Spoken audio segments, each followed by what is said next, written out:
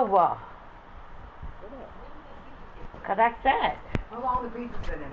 Oh shit, my pizza! Wow. Thank you. They're not burnt, but they look done.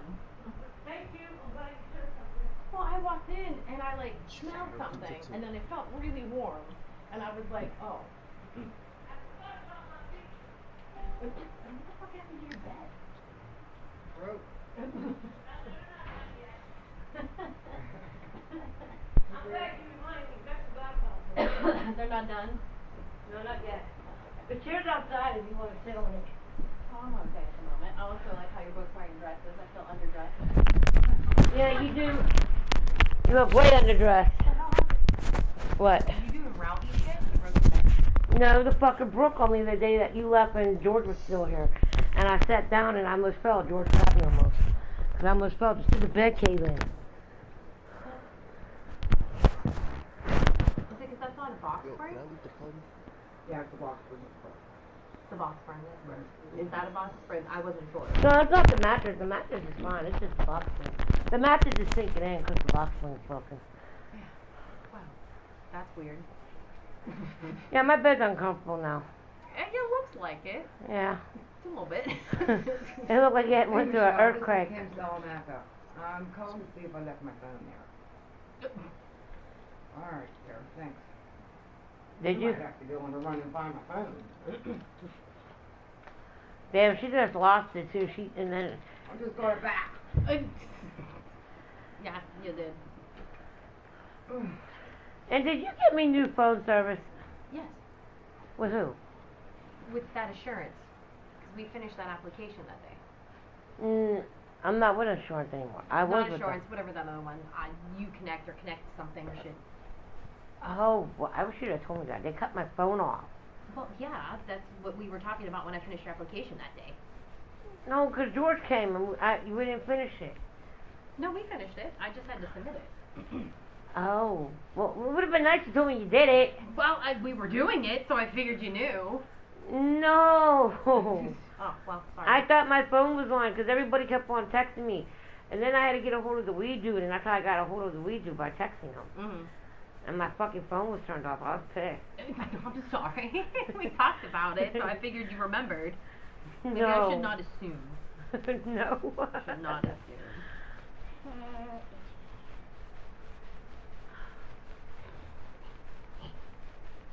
Nice nails. Hey. What happened to your pinky? A ball exploded in my hand. Aw. Yeah. Damn. I mean, I like got home from vacation. I just wanted something simple, so I put like food in a bowl, and when I pulled it out, I went piff, and it sliced me in my pinky, and I just stood there holding like 3 broken pieces, and I was like, ouch. That had to hurt. It was unpleasant. I will say that. Alright, I might have to leave. Why? Because I gotta find my phone! Where did you have it? No, you can't leave. You gotta stay for 2 hours. If you wasn't even on my schedule today, girl, I'm doing you a favor, okay? Monday. I saw your car, and I was like, it's Monday. Yeah. You don't come on Monday. George comes on Monday. Is George not coming today? Is George coming today? Yeah, George No, I comes. can't be here then. Well, George comes at what? Big mouth! What? We have to come to like 2 or 3. Yeah, we can't both show at the same time. We can't both be in the You same can be day. here. I stopped by to say hi, okay? No, you didn't. You pulled out paperwork. I pulled out looking for my phone! No, you're I working. George comes today. No, don't leave. I can't, honey. If he comes, I can't. 2 of us can't be in the same day. He won't know. The same day or at the Same same day. time? Same day. Really? Yeah, that'd be 2 mobile therapists coming up. I thought it was the same time. I thought it was the same time. No, same day. Oh, interesting. That was something new. It would be fair. It just wouldn't be fair. It wouldn't be fair that I can't find my fucking phone either. Alright, I gotta run back up this lady's house. I do have a window air conditioning unit, but the problem is your windows go sideways. So you would have to figure out how to put it in with sideways windows. And I forgot the George comes today. I knew there was a reason I couldn't come here. That's not fair. You came, Mister. You can't leave. Yeah, I can. I gotta find my phone. No. Sunshine. No.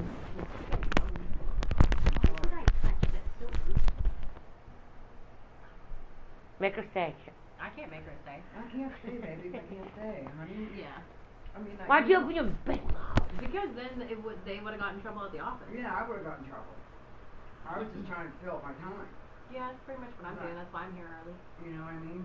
Everyone's like, oh, I forgot. Good, you I'm staying extra overtime? Because I told George you're going to be working with us today. what time's he coming to? 2. Yeah, I'll be here until 3. Oh, well, good. See? That's another reason I can't be here. That's the same excuse. But you just used a different word. Yeah, I mean, you did. You did reword it. I did which is reword clever. it. You like that? Yeah. I didn't lie too well. No, I caught on. Alright, I gotta go find my phone. I'll see you tomorrow. You're on my schedule for tomorrow. That's ignorant, Miss Kim. Here, sit here, sweetheart. I am. Hey, where you going? You gotta give me a hug. I'm gonna give you your hug. I love you, girlfriend. But You know yeah, that. I can bring that Alright, bye, Miss Kim. I love you, window girlfriend. unit. I just don't know how it's going to be installed. Because it's like probably like from like here to the end of She'd have to get a piece of wood to go in between it. Yeah. Cover the rest of the window. Which I can't do. I don't know if Welton Where's the place out in Bellevue that she could be a possibility for?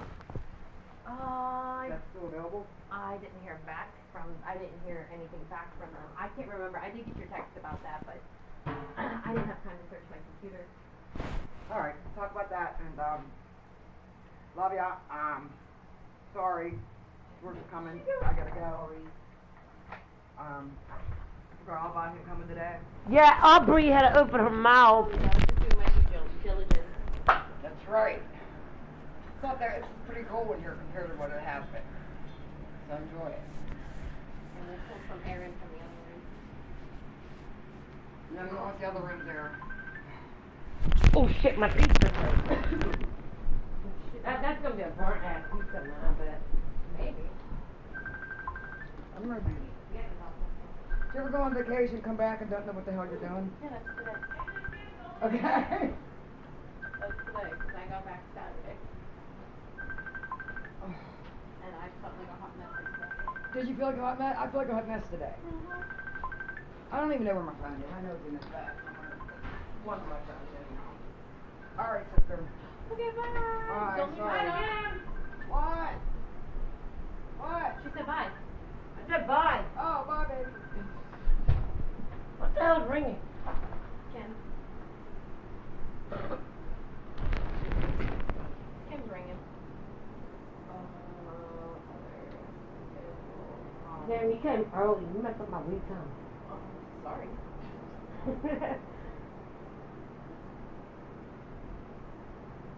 You can do whatever. You can smoke. I don't care. Because I gotta catch up on all my Oh, news you want to shows. hear my smoke?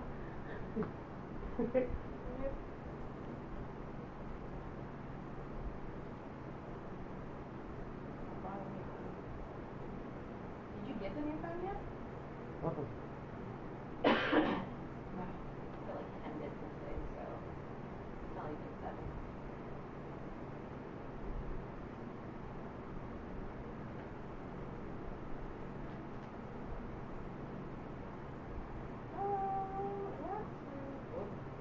Okay, now, am I allowed to have someone stay here?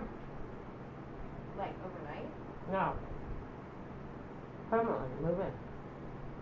Well, you would have to have a case conference with Sarah to talk about that.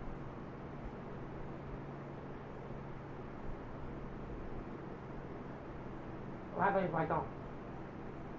You can get evicted for having somebody here that is lonely. Can I have a conference call now? No, because she's probably busy, but I can ask about a conference call next week. Alright.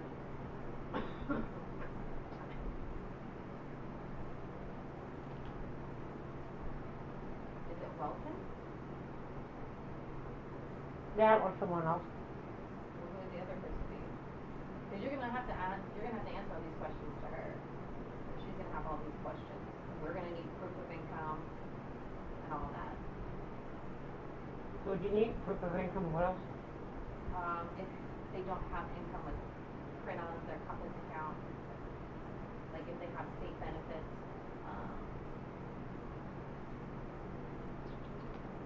what else is there? Proof of income.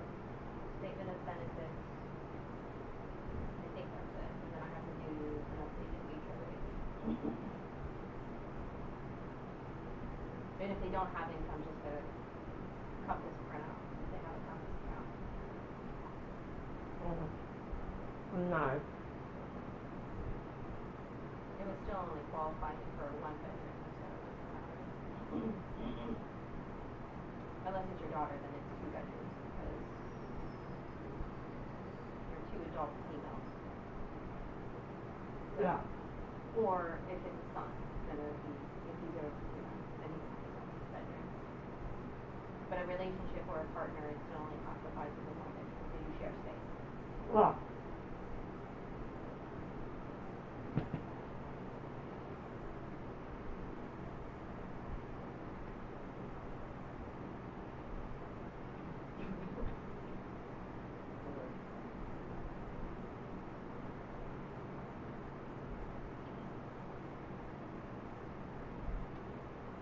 So is she gonna let me let the person move in or no? Let who? The person I wanna move in, is she gonna allow it or no? I can't say, that's her decision.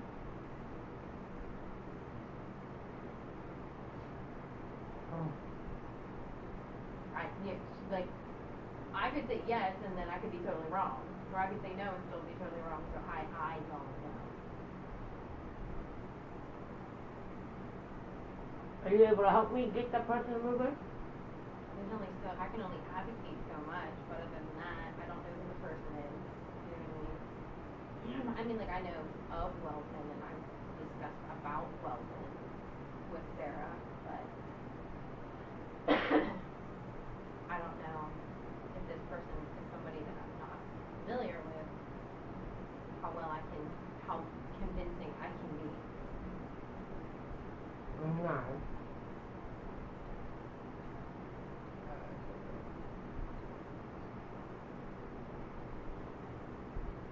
So there's a lot of varying factors.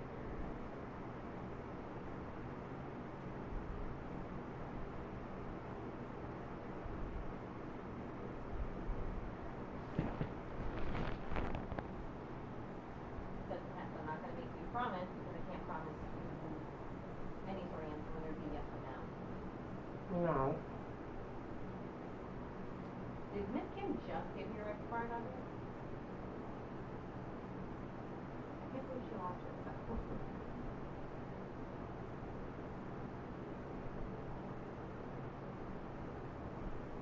I don't know. Probably too much of this. Maybe. That'll certainly make you forget.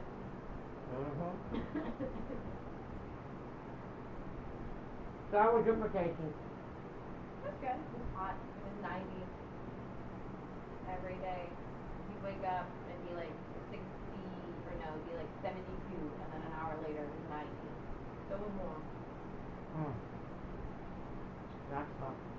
It's not so bad, like where the cabin was, it was in the woods, so the porch was always shaded, so it wasn't like it was comfortable.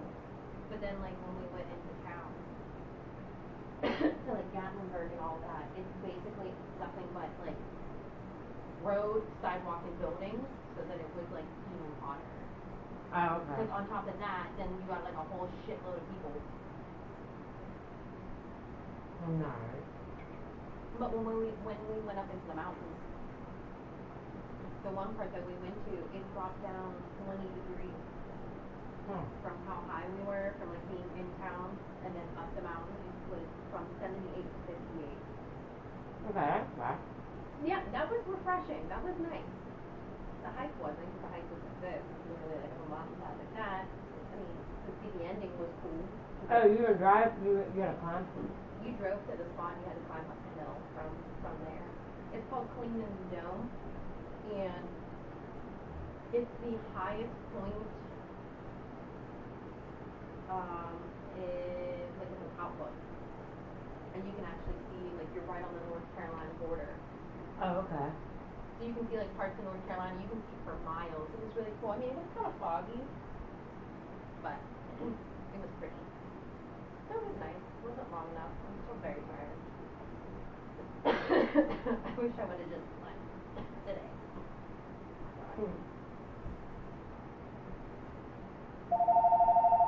Are you calling me now?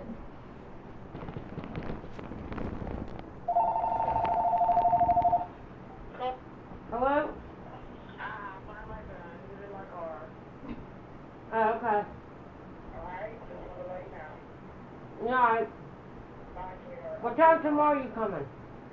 Bye. Miss Kim? Oh. I think she had her fun all the time. That was an excuse. I don't know. But yeah, like that's. Oh, my bad. I'm sorry. No, you're good. I just pulled it over. Alright, well, I'm not gonna make my interview. At night. You were all the way up there? Mhm. Yeah, like so. I'll show you. We were on top of that. High up. Mhm. It is really high up. But it's like the views, like the mountains are so pretty. Mm-hmm. So it was really cool. We went to like a couple of different places. Like there's a whole bunch of natural like waterfalls, and a whole bunch of trails. They even have like what's called a riding trail, which you can just you drive your car on, and it goes through like the mountainside and like shows you like different places. So that was cool. That was nice. It was relaxing for the most part. What? Yeah. Long drive. It was like 7.5 hours. Oh, okay. I read 2 books though, so. Yeah, what? Both for like 330 some pages. Oh, you read the whole entire book. Yeah, 2 entire books. There ain't much else to do when you're sitting in a car for 7.5 hours. No. So I got a book on my phone because there's an app called Libby, L-I-B-B-Y, and you can rent books from the Carnegie Library on your phone. You can even do audiobooks, so ones that are read to you. Yeah, so, and you can look up anything like, hold on, recent searches, how to unfuck yourself. Then the self-help book is pretty funny. Oh, okay. Like Spanish for Dummies. Yeah, I got a CD, but I can't watch it. It's an audiobook. Oh. This audio-based program while driving, walking, raising, and music's an introduction. Lesson 2. Personal pronouns and formalities. I. Yo. Yo. Yo. You. Singular and plural. Who? See you. It's 3 hours of lessons, but you can get it for free. I'm done. No, why are we still playing? Stop me. Ah! I don't know how to get out. Can you send that to me? Or no? Oh, no, you can't send it to me. Fuck. How do you spell it? Hold on, I gotta get in Google Play Store. I wonder if you can get in the Google Play Store. Or is it an app? It's an app, but you can look it up and see if you can get it on the computer. Okay, what is it called? L-I-B-B-Y.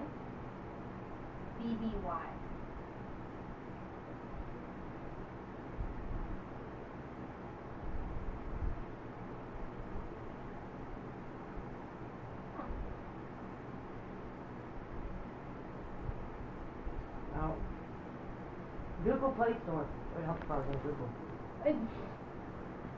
I was on the Google app. Alright.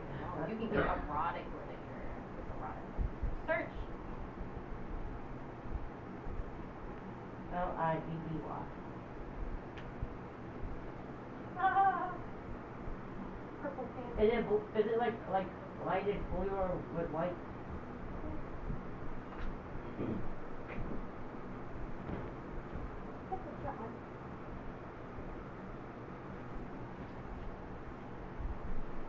I got weed particles on my computer. I got weed particles.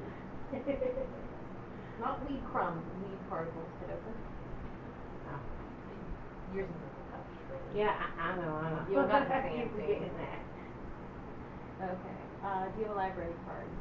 Not yet. So it said find libraries nearby. Yes, using a location. allow.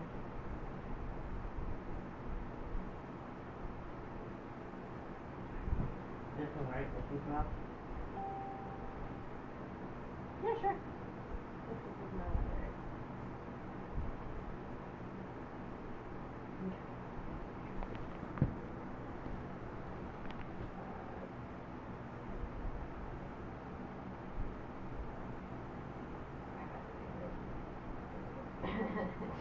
Library card.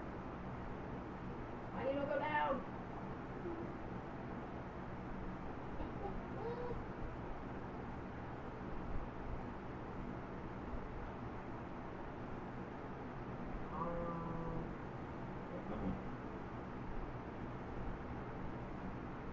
What's that on the white one?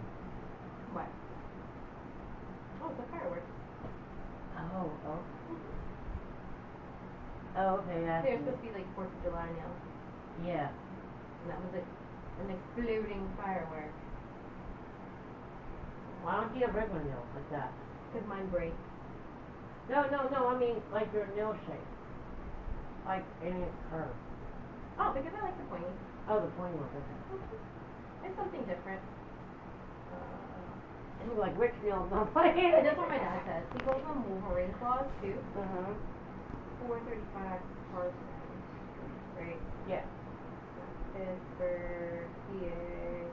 What's the zip code? I can't remember. 15204. 152.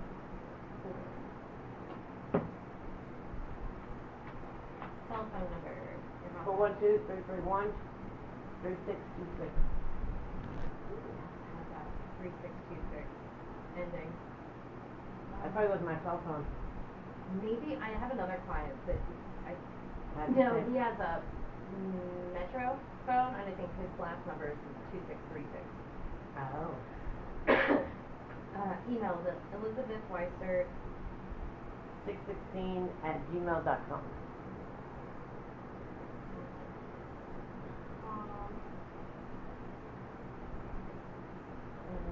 What do you want the PIN number? Does it have to be numbers and letters or? I don't know.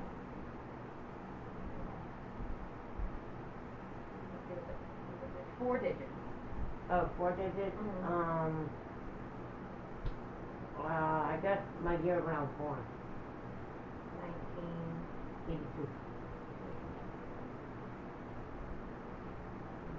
82. June 16th, 1982, correct? Yeah.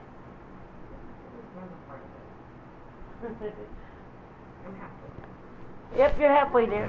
You don't mind black smoke, do you?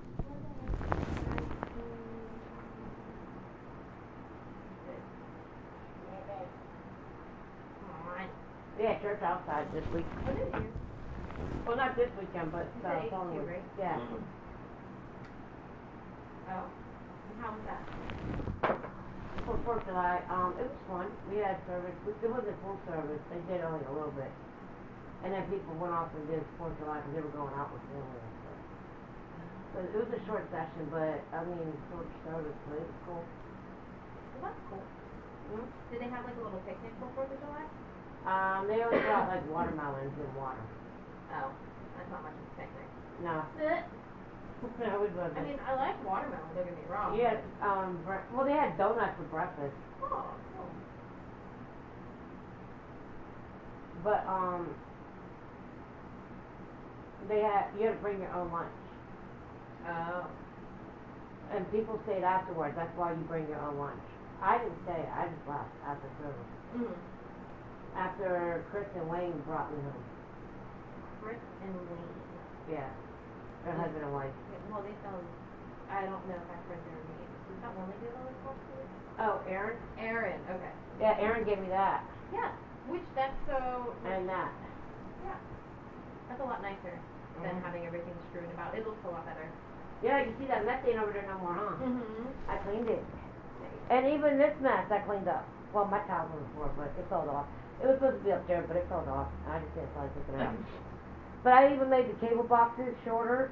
That's what that stuff is on the porch in the front. Have you seen it? Oh, you probably not. No. I saw that all the stuff was like pitched over.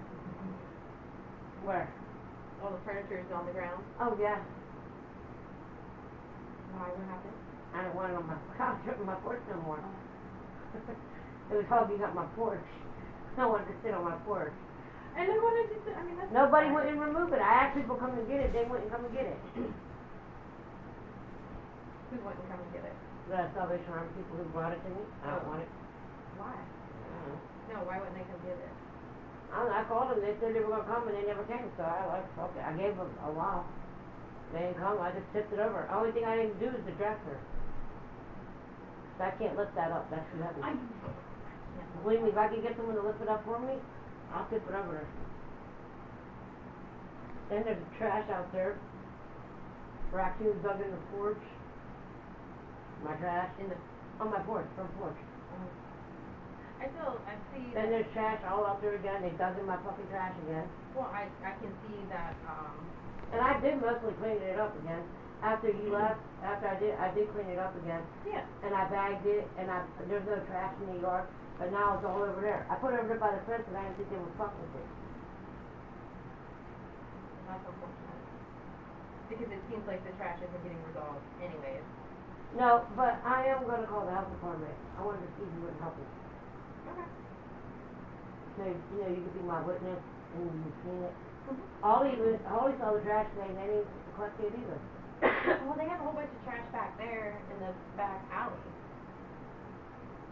Like, somebody that, like, looks like they just dissected a house. Yeah, that White House back there. Yeah, that one. Yep. They got a whole bunch of stuff next door, too, in the back porch. Yeah, it looks like they're doing work. Yeah, they're tearing everything up out of there. Sure, looks like it. The house looks disgusting over there. Did I get one? Oh, I got a library book? How?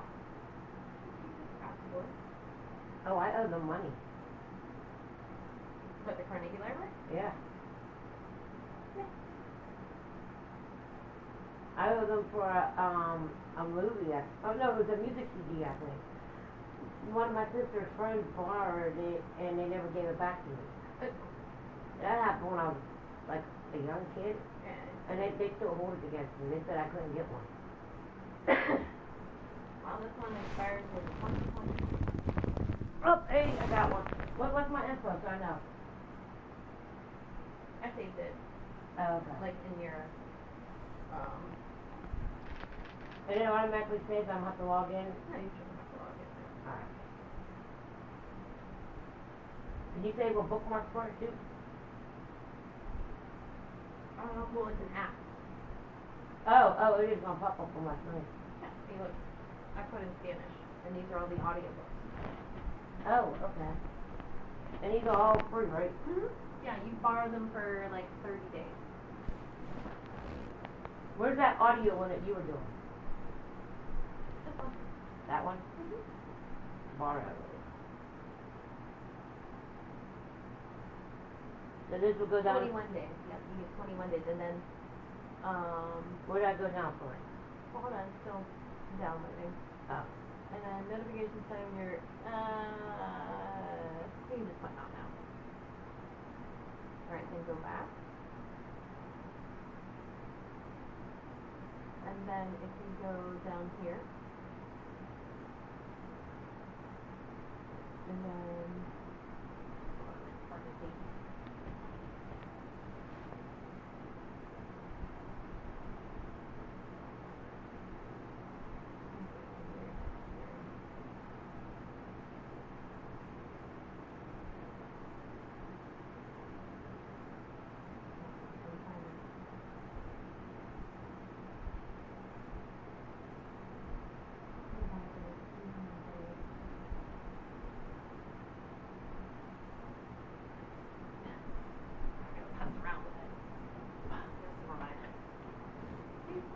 But yeah, I have a window unit. I just, like I said, I don't know how you're gonna put it in. Yeah, I'll take it. I'll find a way to put it somewhere.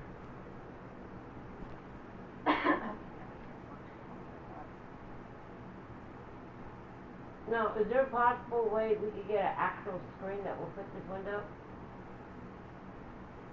Like with the air conditioner in it?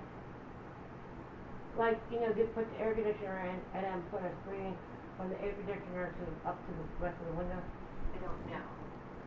Or usually wood? When you would have to get wood, I just don't always just get it. Or I can always ask Rob if he would help put it in, because you got one. I figured it out. Alright. Down here, see those? Yeah. That's your bookshelf. Oh, okay. So if you click on it, and then ta-da! Oh, okay, get in my stuff. And then you can just open in Libby. Or you can just hit play. Oh, okay. See? There So we it's go. just like the CD. Lesson 1. Introduction and overview of Disc 1. Welcome to Spanish for Dummies audio set. This set consists of 3 audio CDs for you to have fun while learning Spanish. For you to have You fun. can listen to this audio-based program I can play this when I'm while playing my driving, GTA. walking, relaxing, or anything. Yeah, and then you can just go convenient and for you. search. You can take your time, repeat words and phrases, and repeat any track until you feel comfortable. Oh, I was listening when you were saying. Oh, sorry, I thought you were listening to that. Phrase Um, in English, And then you can look then up a other Spanish version, audiobooks. then a pause, Oh, Like okay. Spanish lessons, like you do hit the Then you'll magnifying hear a glass at the repeat bottom, of the type in Spanish version, Spanish, with another and then pause you'll for see you to options for like practice books, again. audiobooks, On this and one, we Did they start have, off with did the they have like, basic readable introduction, sentences common in words and Spanish? phrases, they might have and workbooks. finally, words and phrases that you just can't live without. We encourage you. Alright, I'm gonna pause this. I can go back to it, right? Yep, you're just in that shelf. Alright, now let's go. Like we're supposed to play it. No, it's not playing it. No.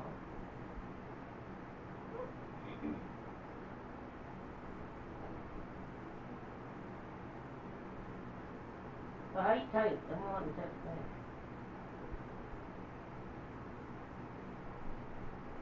I heard full.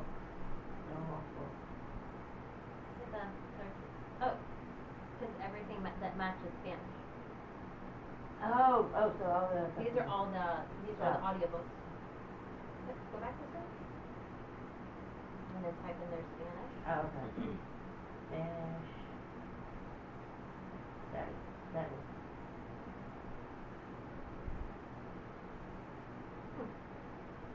I think that's all right.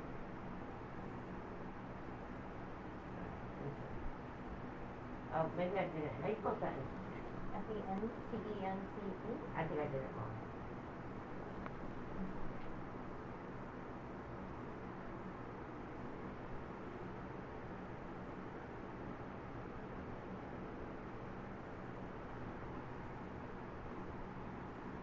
Oh, this is our phone. I am what you would call a dumbass. Brain's not on, I'm telling you. So here's workbooks. Okay. So there's 4 books. Look, they listen to 4 books. You click 4 books, it shows you. Like, you can hit read samples. And you can actually like go through pages. Okay.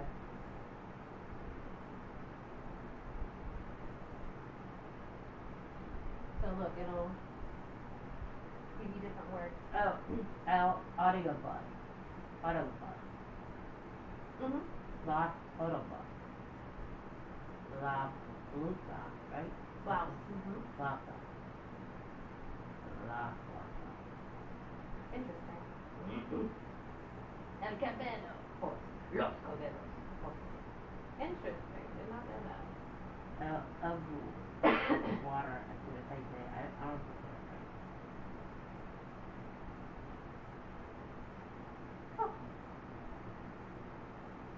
Rey Juan Carlos is un gran hombre. King Juan Carlos is a great man. Sorry, I have the same book up. So like if you click it, Uh-huh. yep.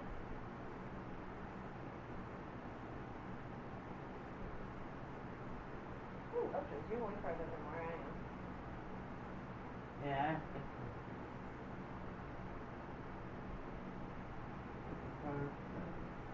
I want to see how you combine words together, how you read them.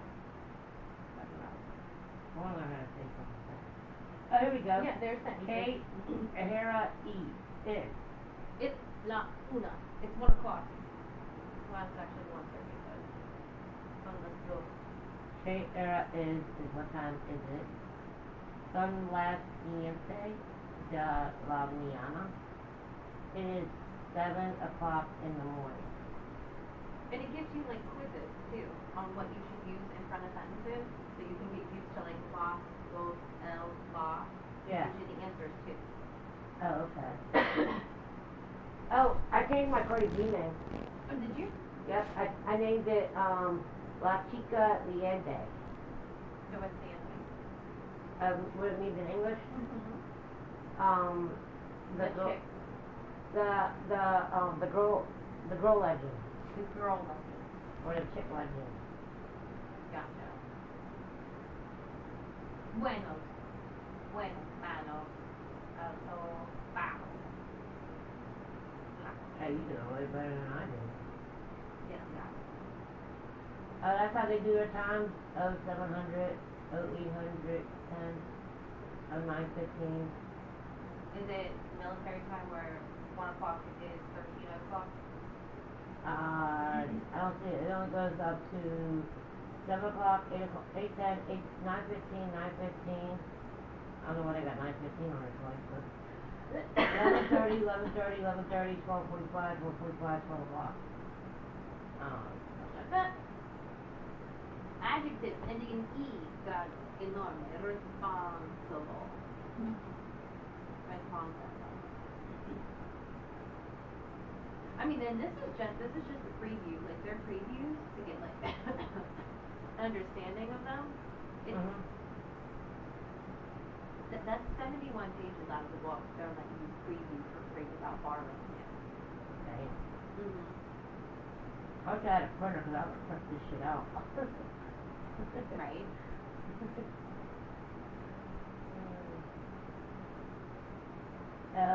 L-I-L-I-L. How Read much and I think. adore. Well, How would that means the student, I think. La Dacia. Means doctor. La opinion. La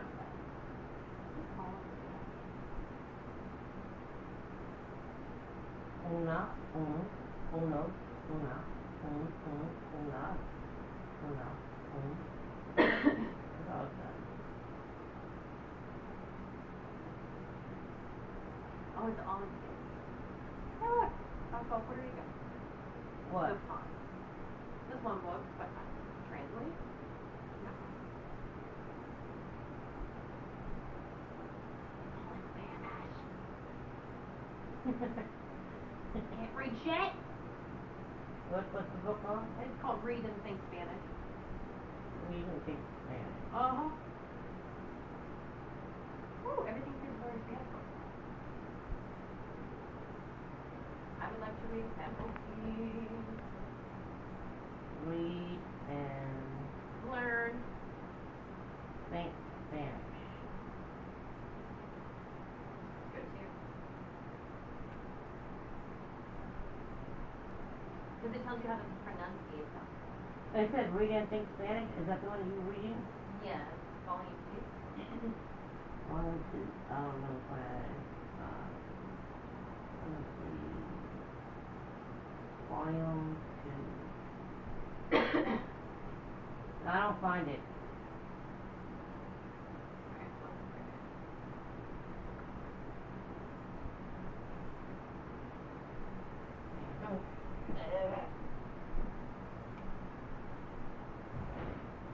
Fucker. See, it almost stopped.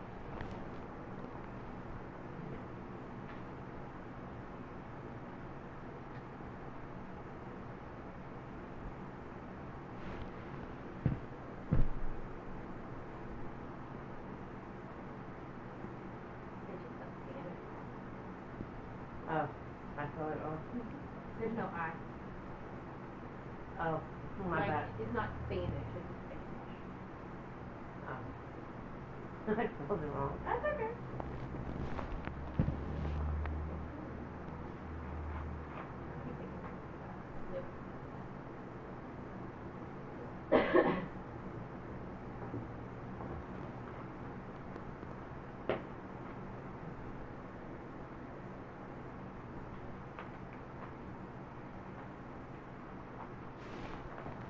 Oh, he's playing again. Oh yeah? Yeah, but not with me. Oh. They talk to you? No. Yeah, see? Only when we do three-way calls. It says Puerto Rico, but everything's in Spanish, so I can't read anything.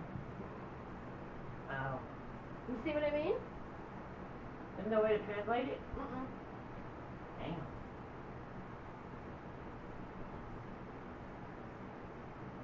Yeah, I was looking at it, I'm like, I know some of the words, but I don't know. Don't know all of them. No. San Diego. Right? That's how you say it. San Diego. San Diego. Santiago. Santiago. Apostol. The 25th of July. Oh, that's, That's a holiday. 25, yeah, that's July 25th. Mm-hmm. I don't know the rest of it. Right, like I was looking at him like, I have no clue. Al Coco y Carota and 45 Carlos.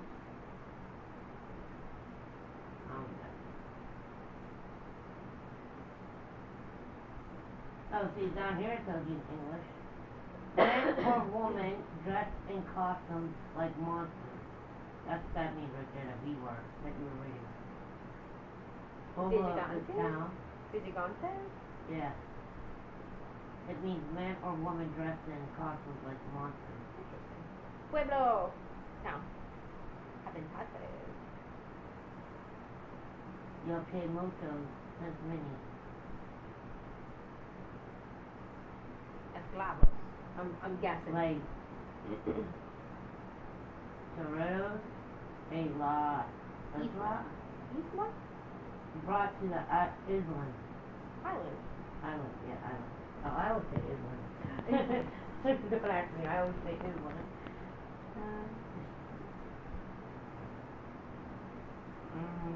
I don't know what this is. The only thing I understand is D, Puerto Rico, L is... That's the only thing oh, lucha, that means wrestling. Lucha means luchador. Lucha.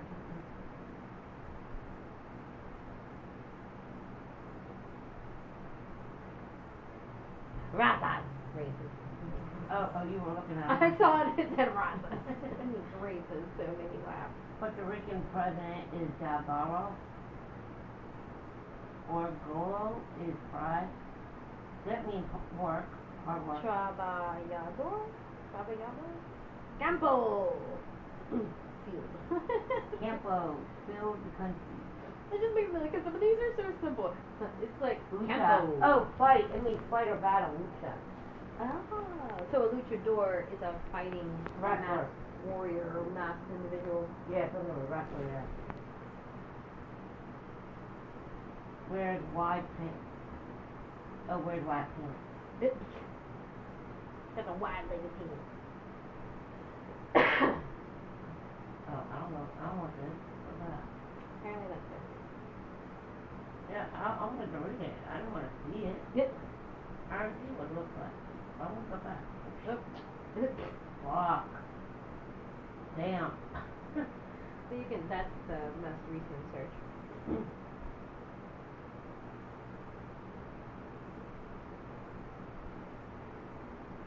Learn Spanish in a hurry. Sure. Fuck yeah, I'm hard. People are alright, I'm like, ooh. You got music on here? You might. What's the music?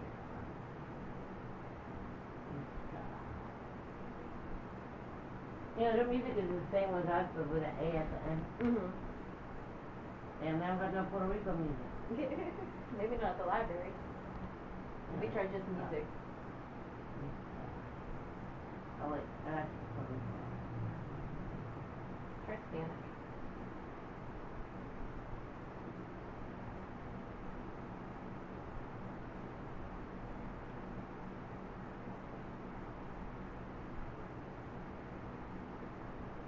down. It's just gonna be books and magazines.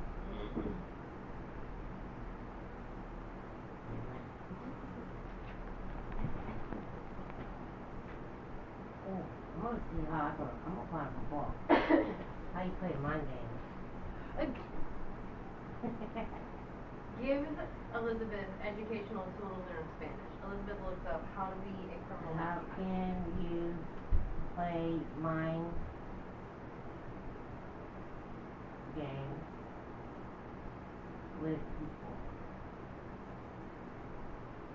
I'm the top word to use, but nope, it didn't come up. Damn it.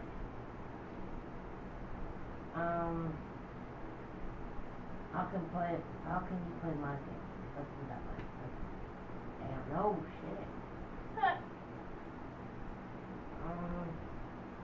Fine, that's all about do mind games. Just put manipulation. M-A-N. Oh wait, I got mind games. Oh wait, let me see what this is. Mind games is read. Oh no, these are not. No, that's not allowed. Put in manipulation. Alright. And what? M-A-N. Okay. I. P-U. P-U. L-A. L-A. T-I-O-N. Alright. There we go. Pushing for good. Hey, look at that. In sheep's clothing. Understanding and dealing with manipulative people. Oh, you gotta send me that. It's an audiobook, so that's cool. Yeah, we gotta find out. We gotta look that up online. I want to. Yeah. In sheep's clothing, understanding and dealing with manipulative people. By George K. Simon Jr., copyright 1996. And or meet that way.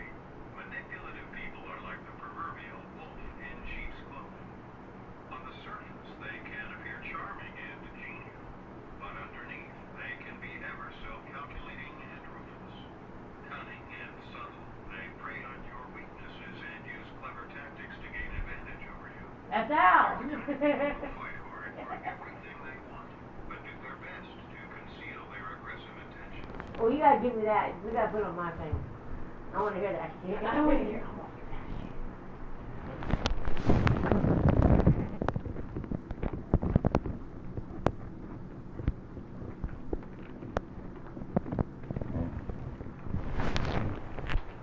See? Oh, the Simpsons. Weed. Why is it coming such funny back?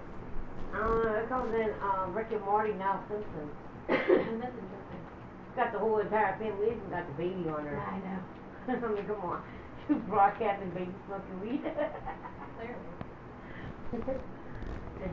I mean, it was cool they did Homer and Mark, but you did little kids too. Right, Fuck. like, That's some fucked up shit. somebody's doing that. In 2010, by George K. Yeah, that's after, I want to say that. Proverbial wolf in sheep's clothing. On the surface, they can appear charming and genial, but underneath, I borrowed it for you. So you'll find everything, audiobooks and all that, Okay. in that, like, the shelf portion. With that little icon that looks like books. Yeah. If you click down there, all of the things that you borrowed will be in there. Okay. And what happens if the time runs out? I don't know if it goes back, or do you have to... Just in private practice, I began to focus on the Oh, problem. that's too loud. Now what? I don't know if it just gets automatically returned, or what. Oh, okay. Mine never got to that. I returned mine. You can just select. Oh, okay. I've counseled not only the victims of covert aggression, but also manipulators themselves, experiencing distress because their usual ways of getting their needs met and controlling others weren't working anymore. Yeah. My work has given me an appreciation for how widespread a problem manipulative behavior is, and the unique emotional stress it can bring to a relationship. The scope of the problem of covert aggression seems self-evident. Most of us know at least one manipulative person, and hardly a day goes by that we don't read in the newspaper or hear a broadcast about someone who managed to exploit or con many before fate shed some light on their true character. There's the televangelist who preached love, honesty, and decency while cheating on his wife and fleecing his flock.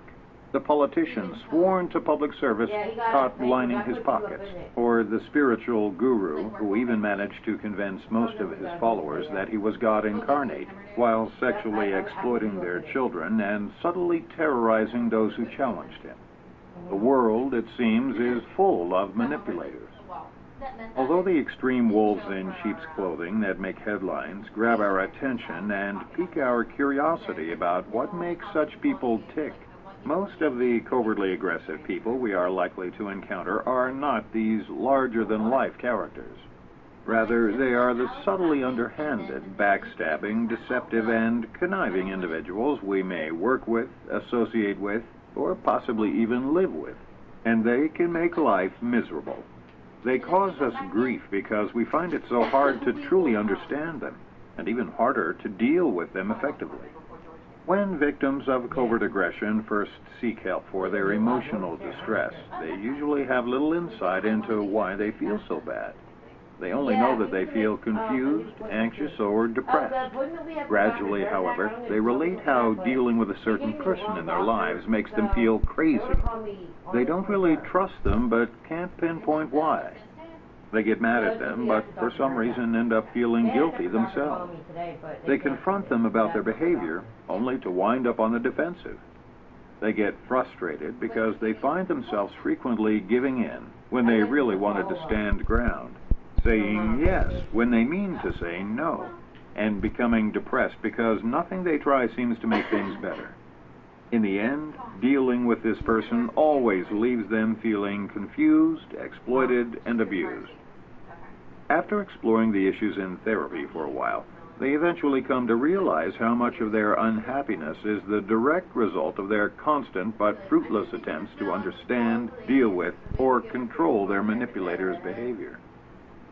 Despite the fact that many of my patients are intelligent, resourceful individuals with a fair understanding of traditional, the direct result. In the end, dealing with this person always leaves them feeling giving in when they really wanted to stand ground, saying yes when they mean to say no, and becoming depressed because nothing they try seems to make things better. In the end, dealing with this person always leaves them feeling confused, exploited, and abused. That's me. After exploring the issues in therapy for a while, they eventually come to realize how much of their unhappiness is the direct result of their constant but fruitless attempts to understand, deal with, or control their manipulator's behavior. Despite the fact that many of my patients are intelligent, resourceful individuals with a fair understanding of traditional psychological principles, most of the ways they tried to understand and cope with their manipulator's behavior weren't getting them anywhere, and some of the things they tried only seemed to make matters worse. Moreover, none of the ways that I initially tried to help made any real difference. Having an eclectic training background, I tried all sorts of different therapies and strategies, all of which seemed to help the victims feel a little better, but none seemed to empower them enough to really change the nature of their relationship with their manipulator. Even more disconcerting was the fact that none of the approaches I tried was effective at all with the manipulators. Realizing that something must be fundamentally wrong with the traditional approaches to understand changeably psychological result of their constant but fruitless attempts to understand, deal with, or control their manipulator's behavior. Despite the fact that many of my patients are intelligent, resourceful individuals with a fair understanding of traditional psychological principles, most of the ways they tried to understand and cope with their manipulator's behavior weren't getting them anywhere, and some of the things they tried only seemed to make matters worse. Moreover, none of the ways that I initially tried to help made any real difference.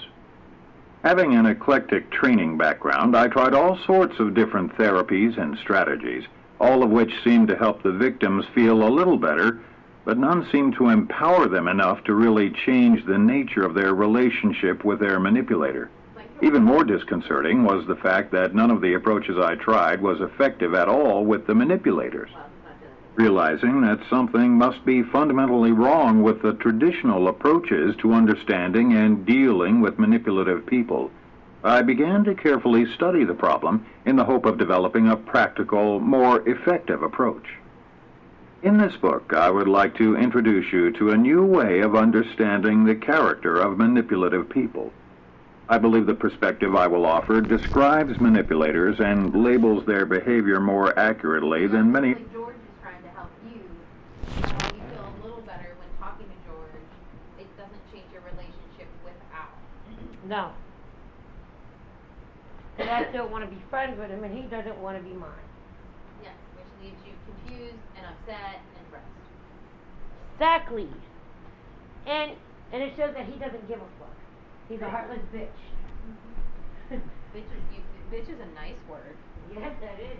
Puta!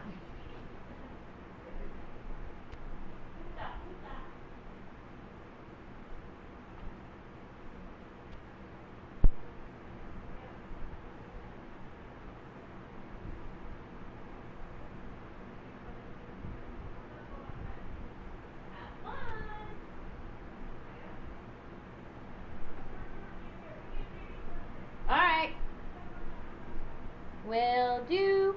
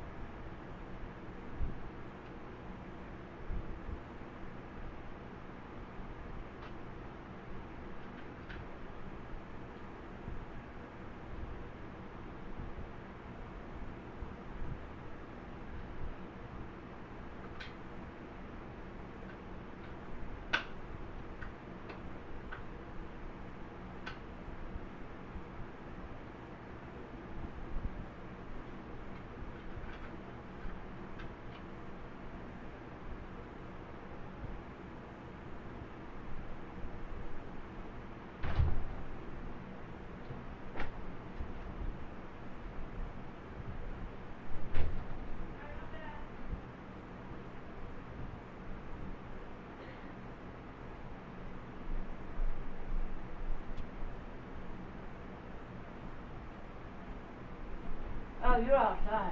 Oh, yeah. You see all that fucking trash that they did? Here's George. Good, just in time. I'll bring George a chair.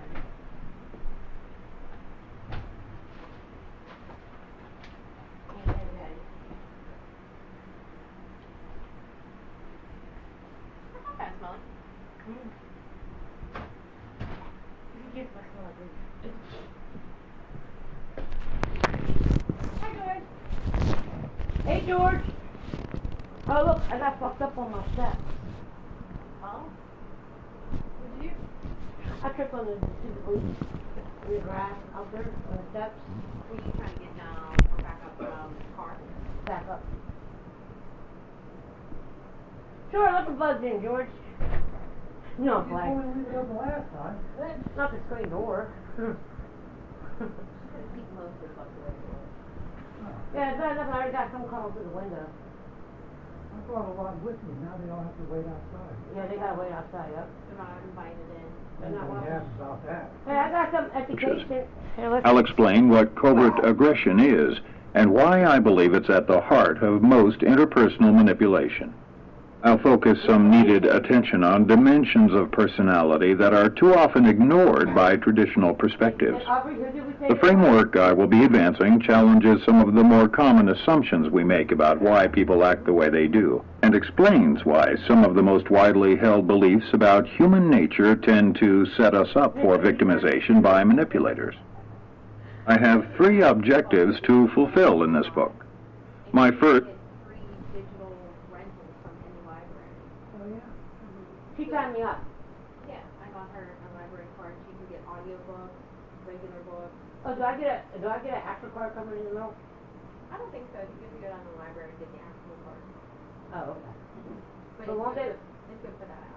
But I mean, they won't know that I owe a fine. It doesn't say anything on it. I- And it's probably from so many years ago. It's probably lost anyway. Yeah.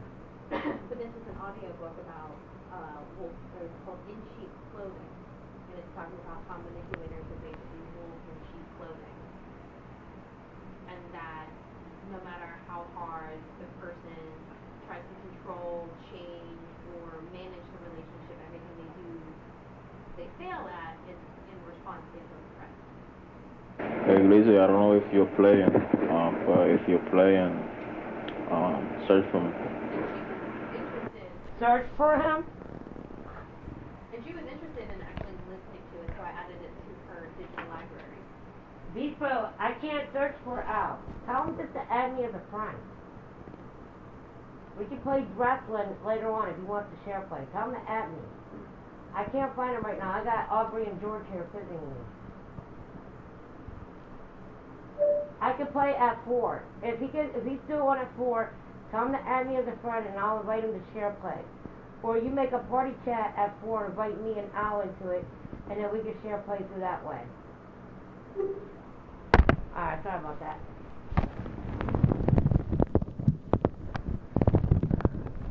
He wants me to search Al up. I can't find him. He's not online. He's not my friend. How am I supposed to look for him?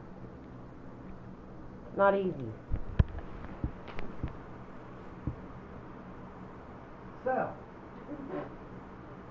So what was your work that we gotta do today?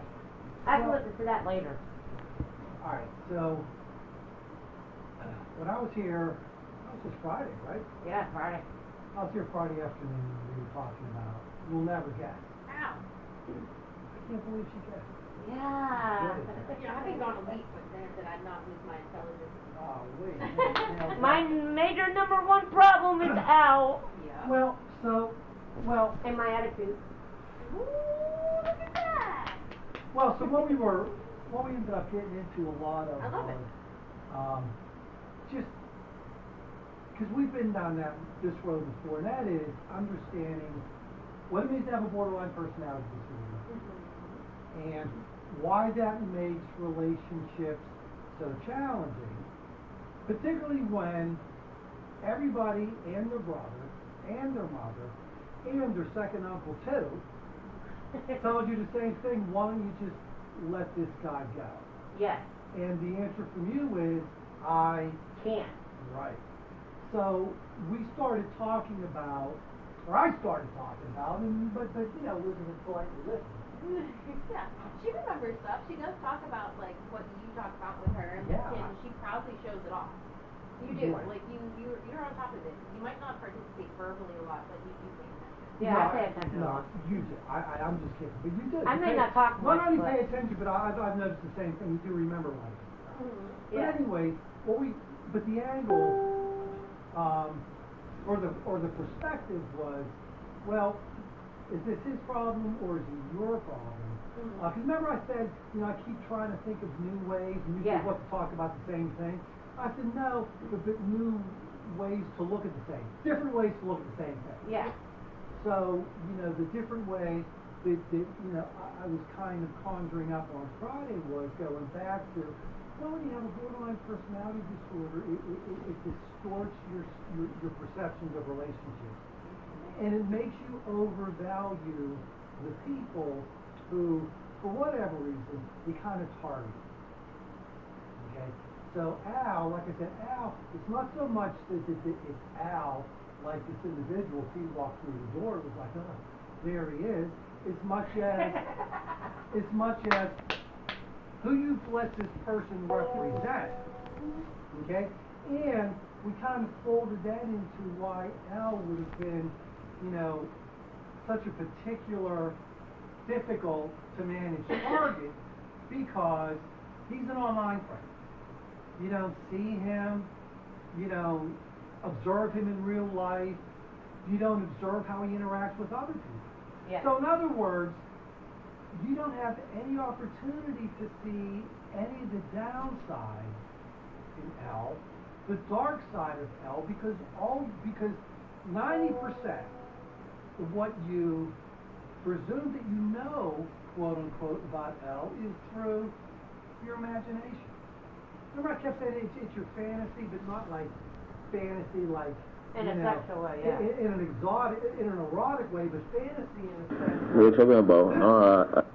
You really don't know what this guy is truly like. So to fantasize about someone doesn't only mean in an erotic way. You fantasize in the sense of, you know, you create this person in your mind. Yeah. You know, and that's why these online, you know, things. And I brought her an article about online friendships, online relationships now, like what, 87% fail quickly once the people actually My friendship kind of actually lasts longer than anyone. No, I said Almost. fail once they actually meet. No. No. Yeah, it's face-to-face contact. Because then people get to see, You can feel the nitty-gritty thing. You see the whole picture as opposed to what you imagine him to be like. Yeah. Because you don't. Now, he's given you a lot of evidence that he can be a little sketchy. Yes. That he can be actually very sketchy. Yes. But, you know. I will admit that, yes, he does. But because you don't want to believe it, and because you haven't actually technically first-hand observed it, it's a lot easier to dismiss it. Yes. Right? Like when he was saying mean, cruel things to hurt my feelings, and it was making a joke and get a laugh out of it, and it was laughing for him, but it hurted me. But I ignored it because he was my friend. You ignored it because he was your friend, but see what I'm saying is, if you saw, remember when we talked about communication and language, verbal communication is 10%, nonverbal communication is 90% when you're talking to someone. Yes. So when he's calling you names or making fun of you and all you hear is his voice, you don't see any of the nonverbal language. So your mind, you might have been far less forgiving of him putting you down and making fun or calling you names if you actually saw what his face looked like, what his facial expression was. No, I might have still forgive him if I ever met him face to face. No. I meant if you would have saw what he looked like when he was making these statements. Oh, he probably would have looked mean and ugly. I don't know. Well, that would have had more of an impact. Right. And that's the point. So it could have hurt worse. Okay. That's what I'm saying. And not be as easy to forgive because you're feeling everything. So if I was to sit here with my arms crossed, with a scowl on my face, and tell you that you're wrong and you're acting childish, you're not taking care of yourself, that whole look is going to hit you more than if I text you or call you and say, Elizabeth, I really don't like what you've been doing. You know what I mean? Yeah. That's what we're describing. Oh, okay. But can we cut each other off for 1 second? For 1 second? You want to take a pause. Yeah, a pause for a minute. You call it time out. Yeah, I'm calling a time out for 1 second. Sorry. I want to hear what they say. What are you talking about? No, I told you, I didn't tell you to search for him. I told you if you want to play with me, to search for me. I gotta get online. I'm in story mode. No, he doesn't have the playlist. That was an old photo. That was a picture that he sent me, an old picture. He sent that picture in the application. He want me to send it to you, like to motivate you. That way you knew that he was coming soon. But he doesn't have the PS. That's why you cannot find him. Oh, alright. That's cool. I'll play with you at 4 o'clock then. Sorry, I misunderstood you. Well, I don't know, I guess. Your guess is as good as mine. I'm dying. Like, Yeah, you just continue, I'm sorry. Alright, so anyways, so, you know, when you have a borderline disorder, and that's the thing about people with borderline disorders, once someone with a borderline personality disorder gets fixated on someone, even an idea. It doesn't even have to be a person. You can be fixated on like goals and ideas too. Oh, okay. So it's not just people. There is a big effect with borderline personality and relationships, but I have somebody that's borderline and he gets hyper fixated on like himself in goal achieving and has like all these grandiose ideas. They don't come to fruition, but this is my thought. No, that's good thought, thank you. you like that thought? Yes. She got the brain. See, listen, I might just have come back. We gotta get her to come one day looking nice. Listen. See, I'm wearing a dress, and she came in my house with that on. I rolled out of bed today not wanting to go to work, so you're lucky. It's early for that matter. I came back from vacation, and I woke up today, and I was like, I'm done doing This actually, no, see, this is actually my pajamas. It is an actual dress, but I wear it as pajamas. Yeah, I mean, I wear a dress that's pajamas to bed. I mean, I have certain nightgowns, so. Mm-hmm. But But I wore it's a dress. yeah, it is a dress, but I wear it as a bed nightgown. I like it a lot. Yeah, so you're talking about how Aubrey's dressed, how you're dressed. The one thing I noticed time and time again. Yeah, you were always wear Nobody jeans and cares khakis. about what I look. Yeah, you wear jeans and khakis. That's okay. You gotta come with shorts, with a tank top, with some, I want the cutoff. with yeah, even a cutoff. Come on, we gotta hit you up, man. Like I do people on my GTA, like my friend, like Pop Tart King. I made Pop Tart King change into a better sexy outfit on the game. He walked around with boxers, with a cowboy hat on, and some shoes or whatever type of shoes. Are we talking about fantasy?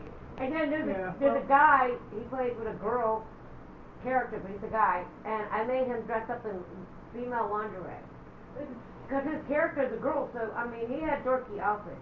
I made him dress up in a lingerie outfit, and then I gave him one of my outfits I liked. And I made him into a biker person. Sexier, nicer looking than what his character was. I got this one guy who works for me. Sometimes I get yelled at. I said, you look like you're dressed for like such a great gym. He does dress like it. He's got like basketball shorts on, a tank top, and a hat. And it's like, Hey, he's that's 12 how. years old. Hey, that's how I used to dress. But he's going out. He's gonna wear. Going out to see people. Oh. Well, I used to walk around with people like that. I used to dress like a tomboy. I dress like that too. When I'm at the gym, not when I'm at work. See, like how Aubrey is, but imagine her wearing all guy clothes. Guy shoes, everything. That was me. Only thing I wore with ladies was the bra and underwear. But everything else was guy clothes I was wearing. Imagine that. My mom used to dress me up as a boy. So I became a tomboy. That's why I was able to bully my brother. I'm the oldest. I mean, we're 9 months and 13 days apart. Well, but if I'm you the dress oldest. apart, you might as well act apart. Yep, so I That's bullied the the fuck way out of And him. Al is dressed in sheep's clothing, thus he's playing the part of the wolf. See how it came full circle? Yeah, there you go. I got my big brain on today. For a Monday. Alright. So, Okay, you can continue, George. We went sidetracked. We derailed. I'm gonna start typing now. remember that time? Aubrey had that job interview and she came over all the time? Oh, yeah. Yeah, I actually had like makeup on and my hair Yeah, done. you look really nice back then, man. Yeah, I don't need people Googling me at work. I get Googled enough with this. And plus wearing a hat reduces The sun? not that, but having my hair pulled. Oh, okay, okay. So usually like when I'm at certain Your hair's like times, messy off the top. well, yeah, it's like I have layers, but one of the things they said is that we used to have individuals that worked in the hospital on the inpatient unit, we used to make them wear caps because then the hair pulling is reduced. So a lot of times I'll do that because some of my Well, some of my you need to clients- have this big ponytail. I put it in the bun Oh. when I'm at certain clients' office. But yeah, I mostly wear this because not only that. Like, Oh, why? They would tap you? there was an altercation when. Can never be too careful. Yeah, there was an altercation with a neighbor at the appointment I was at before this. Oh. Yeah, I had to like think about how I was gonna leave the house because the front of the house is where the altercation was happening. So I'm thinking about how I could leave through the basement. Oh, okay. So you were able to get out? No, the guy left. Oh, that's good. But yeah, I wear like shoes that I can run in and stuff because you don't know what's gonna happen. That's true. Why don't you guys let her carry any mace or weapons? Because it's considered a weapon, and as a professional, we're not allowed to have weapons. Yeah, but you guys need to protect it. There's some crazy people My out there. protection is sitting close to the door, and then calling my supervisor. And That's why I'm sitting right here. Look at easy escape. Yeah, I'm gonna kidnap you, George. I'm gonna keep you in my basement. Oh no, I was worried about Aubrey. Oh. You're fine. You gonna kidnap and put in my basement? That's wrong. All right. So, anyways, but to pick up on what you're talking about, here's the thing. When you think about someone like Al, but you know, you can warn about this before. So, people like Al, manipulators, okay, predators is another term you hear about people like that. People like that, unfortunately, are very skilled sociopaths. Okay? Okay. So, like you have, remember we were watching that video about that young guy who had Asperger's? He was the guy who was the X-ray tech. Yeah. And the whole thing was, well, you know, he couldn't read people, he couldn't read body language, and therefore he was very awkward in social situations. Yeah. So that's one form of someone who doesn't relate well to folks. But he was a perfectly nice guy, he had a good heart, wanted to be helpful. He just didn't know how to interact with people. Yeah. Sociopaths, likewise, are very distorted in their personal relationships. But the part of what this author in this one book calls one of the three dark triads. So people that are sociopathic, these are people who do two things. First thing they do is take advantage of other people. Okay. And the second thing about them is after they take advantage of someone, there's no guilt, no remorse. That's what makes them sociopaths. Look, we've all done That's bad why he things to doesn't care somebody. about what he Right. does. We've all done bad things to people. A lot of times they'll mean to. Sometimes in a moment of anger we do mean it. But then after the fact, it's like, oh, you know, I want to apologize for what I did. I shouldn't have did it. I feel bad. What can I do to make it up for you? So even though we're all guilty at times of hurting other people unintentionally and sometimes even intentionally, the characteristic that marks most of us is remorse, guilt, wanting to make up for it. See, that's me. See, I talk shit on people, I say mean things, but later on I feel bad for doing it. You know, even when I was blackmailing Al, I felt bad for it. I felt guilty. So, because you know deep down it's wrong. Mm-hmm. And Right. it's against like your moral compass. Yeah. so from an emotional intelligence perspective, guilt is very important because guilt tells us when we did something wrong, when we unfairly harmed another person, and hopefully it motivates us to make amends. Okay. Now, interestingly enough, where is that a big value? AA. One of the 12 steps in AA is You got a moral problem. inventory. No, Moral inventory. you have to take a moral inventory Okay. of the people that you hurt, and then you got to make it up to them. Why is that in AA? Well, because when people are caught up in addiction, sometimes that social skill goes offline. Okay. They hurt people in order to further their addiction, and because their moods are altered, Yeah. they don't, kind of realize what they did. Well, they don't have the capacity to stop and think about what they do. Oh, okay. That's the problem with mood altering substance. But anyways, a sociopath is someone who does bad things but doesn't feel guilty after. Okay, so how do you get to be a good sociopath? Well, one of the social skills they do have is being able to target victims.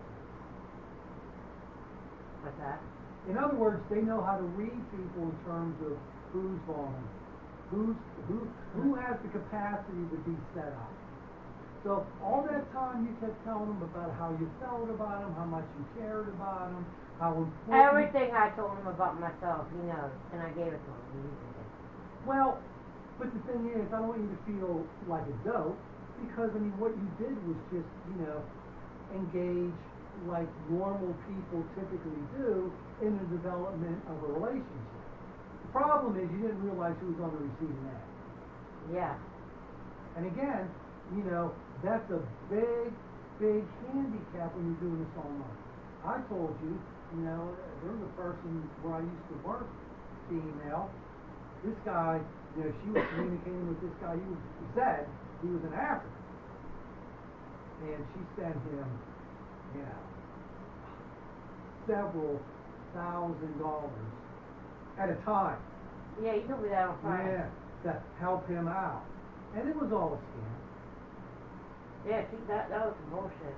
But I mean, Lied about having though. kids and Yeah. the kid being hurt and stuff. I remember. Some people will do some really nasty things in order to get an easy meat. Like, it's an easy way to get what they want. They don't care that they're manipulating and hurting other people. All they care at the end of the day is that They get what they want. That money, that sense of affection, or, laughter, because they know that they're playing this person and it's a game. Mm-hmm. But it's not a game they play with just anybody.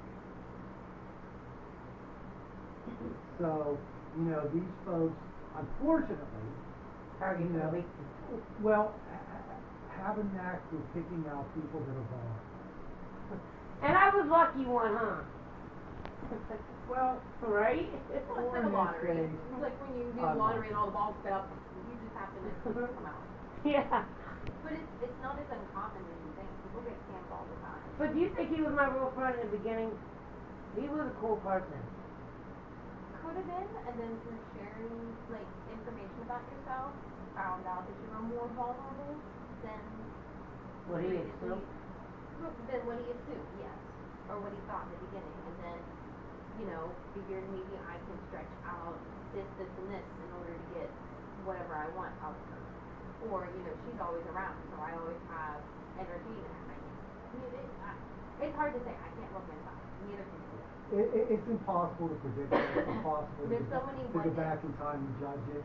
I mean, because there's 100 possibilities in terms of what could happen. I mean, it could have just so happened and everything was fine and everything was kind of on the up and up, and then maybe something changed with him in terms of where he just needed money, and maybe just said, well, maybe I should just ask her. It doesn't hurt to ask, and then when you gave in, it's like, oh, look at this. I mean, that's in the realm of I mean, possibility. right, and that's in the realm of possibility, okay? Never know. Unless he tells you that he never will. Okay? No. Well, anyways, that was the point on Friday, the focus wasn't so much on him, and It was what a supposed to be dastardly more. deed it was, but to help you better understand, well, how did I get myself emotionally this attached to someone who, from everybody else's account, isn't good for me? Yeah. Everyone, there's 100% agreement that this guy's been good for me. The only person that I know who doesn't buy into that is Me. exactly. Mm-hmm. And I'm not judged for it. I'm not judging you. I wish it was different. I wish it was easy to make it different, but But the thing is, the thing about borderline personality disorder, that's why I kept saying over and over on Friday, that's why it's called a disorder. Mm-hmm. Okay? Because, the majority of people who are afflicted with borderline personality disorder can be good people, decent people, smart people, talented people, on and on and on. But there's one area in their life that can really trip them up, and that is with close relationships. People with borderline personality disorder, like you're saying at the church, I get along great with the people at the church. Well, everyone except for one girl. I don't like her. Well, That's okay, you don't have to like and that's everybody. par for the course. You're not going to like everybody, but for the people that you get along with, fine. You don't have these kind of interaction problems with most people that you know. Yeah. But you don't even have this necessarily this level of a problem with B-stress. But once you targeted someone, not targeted in like a manipulative way or a predatory kind of way, but once you get stuck on someone, this guy's special, this guy's it, this guy's someone I really care about, like I said, that's when this whole love-hate dynamic occurs. Yeah, 'cause see, I'm attached to B-folk, but not like I am with Al. Not like that. It's Not like with Al. It's not that It's emotional different. attachment, right? It's an intent. Yeah. And then in the borderline personality disorder literature, you always see the word multiple times, intense. It's this intense connection. How do you break the intense connection? Well, and that's Not the easy. thing.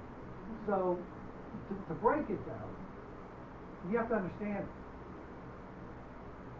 Okay? Okay. Why am I like this? You know, because, you know, you keep forgiving him and holding out hope and this and that and the other thing. But you have to understand that, well, you know, that's what a normal person would do with another normal person. But when you have a borderline personality disorder, you really have to start from, I really need to understand this disorder. I mean, it's kind of like, if my eyesight kept me from, you know, reading this email on my phone, you know, I mean, I could be really impaired at work. And people, well, did you see that email? Well, yeah, I saw it, but I couldn't read it. What do you mean you couldn't read? Well, you know, all the words were like real blurry, and I couldn't make them out, so I had no idea what you were asking. You idiot! I told you I was in the middle of an emergency, and I asked you to call me, and then I ended up not being able to escape from someone's house, and then I got my hair pulled. Oh, I got my hair pulled. See, and then I got my hair pulled. Okay? So, gee, I'm really sorry about that. Of course, why don't you go see an eye doctor and get yourself glasses? Yeah. Yeah. Here's an idea. He likes to make things in the joke. Power on. It's fun. I like it. I like It's fun it. and it's memorable. And it makes a point. So the point is, Before, okay, when he used to come, he didn't make jokes. I wasn't really getting into it. Then I started liking it when he does the jokes. But he found his niche. He found what works for you. Everybody's Yep. different. right. So I have to make it entertaining. Yes. If not, I get bored. Right. Yeah, no, I know. So, Same happens even if I'm not teaching you a lesson. Yep. You know what I mean?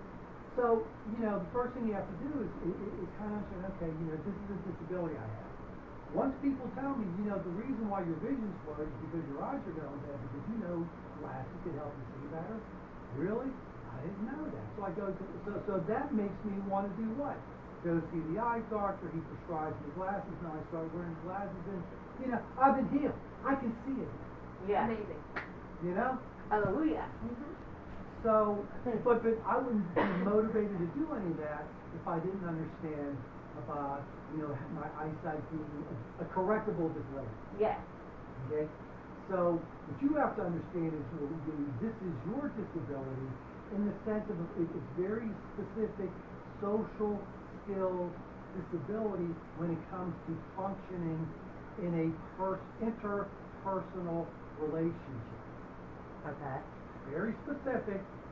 It's only with some people, but it's a disability. And the disability is, you know, my emotions get too intense that my emotions override my better judgment. Yes. Okay? So emotions overriding better judgment. Does that ever happen to people? Well, let me ask you this question. How many people make great decisions when they've just lost their temper? No one. Right.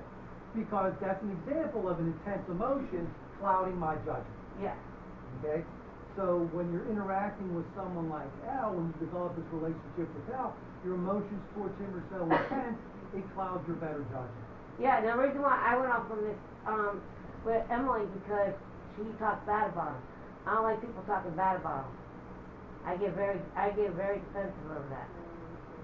Right. Aubrey knows. Aubrey don't talk bad about him, but she's not happy with him, but she doesn't talk bad about him in front of Well, him. there's a way that I communicate is different. Yeah. I mean, I can tell she doesn't like how he treats me, and she tells me that too, and I respect her opinion. But but that's how it is, you know.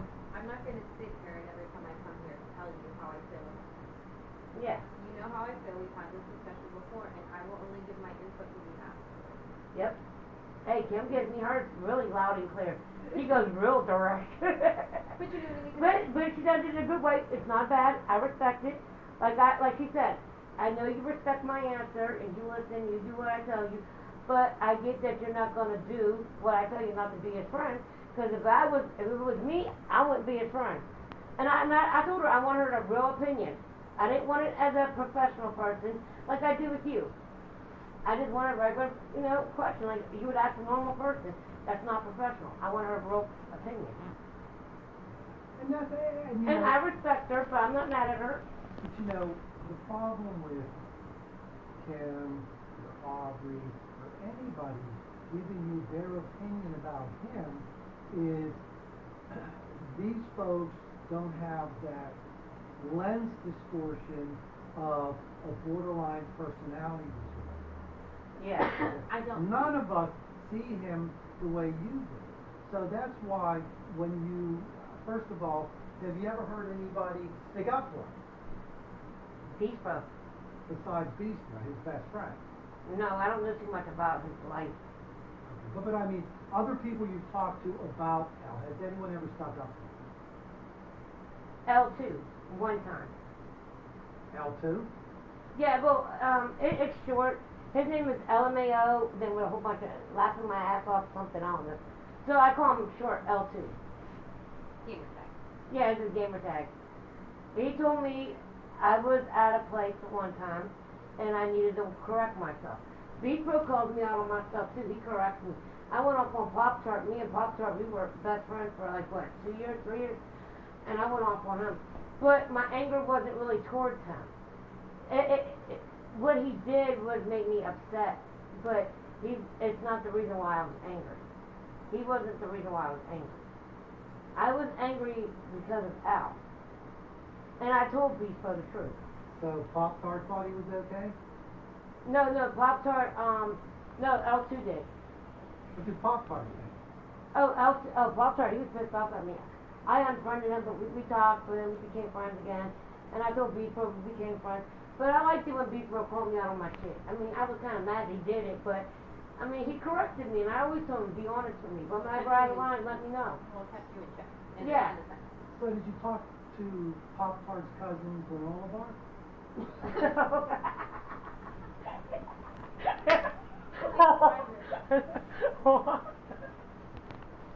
Just curious. No, I don't have a friend with that name. Mm-hmm. I only got Pop-Tart King. That's his cousin. It's not No, his I haven't talked to his cousin, no. And then, of course, the other big thing we talked about on Friday was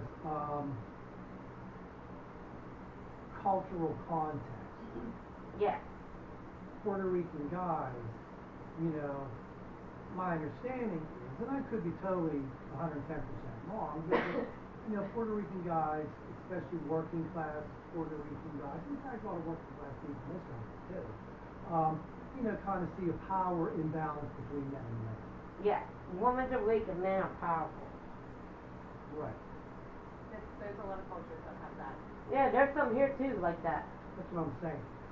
So that's the other thing in terms of why he might be so bald to ask for things and then be less than grateful for it. I don't know. When I did give it to him, he did at least say that he was grateful for me helping him. He did admit that to that. Well, that's what he said, but doesn't I don't know if seemed he to back meant it it. up with how he asked. I don't know if he meant it. Right. Well, 'cause it's actually. Anybody could say anything. I lost a whole, like I already told Beast Pro, I lost 100% trust in Al. I have no trust in him whatsoever anymore. Well, good. I'm still his friend, but I want to be friends, but I don't trust him anymore. That's gotta work. We gotta work on that. Well, That's a good thing for you because then that makes you aware of exactly what he's doing, and you know, and you're not making yourself as blind. So like the reality comes If from he- you. I mean, now this might be wrong to say, you know, coming from me, but you know, I'll be stupid if I let this happen again. But you know, I'm just gonna say it anyway. If he comes back in the picture, be my friend, he's probably gonna do the exact same thing. I'm not talking about the money thing. I'm just talking about the mind game. And I'll sit there and ignore it and agree with it and play along with it. All because he's my friend and I don't want to lose another friend. I'm not stupid. I'll probably fall back into that shit. I ain't dumb. You're not wrong. That's kind of what I personally want things. I don't want it to. I want you to have at least a little bit firmer of a ground to stand on, so it's a little bit different, but. I mean, I wanted where we first met on PS3. We were PlayStation friends. We were texting. No, I wouldn't mind. Like I told him, you know, I miss all that. I want that back. And then maybe a little bit of talking. I mean, it doesn't have to be on social media. Call my phone. You got my phone. You know my house number. I told Beast Pro he can't call my cell because it's turned off. I gotta get a new one. So when I get my new one, you know, I'll give it to Beast Pro. And if you want, you can give it to Al. I don't care. Like Pop-Tart. I gave Pop-Tart my house number. He used to call me when we talked. Because we were just friends. I don't always be on PlayStation. Ever since Al stopped playing with me, I really don't play as much. No, I know. My Game B1, I'm not doing anything. You can see? Oh, well, I have to sign up for it, but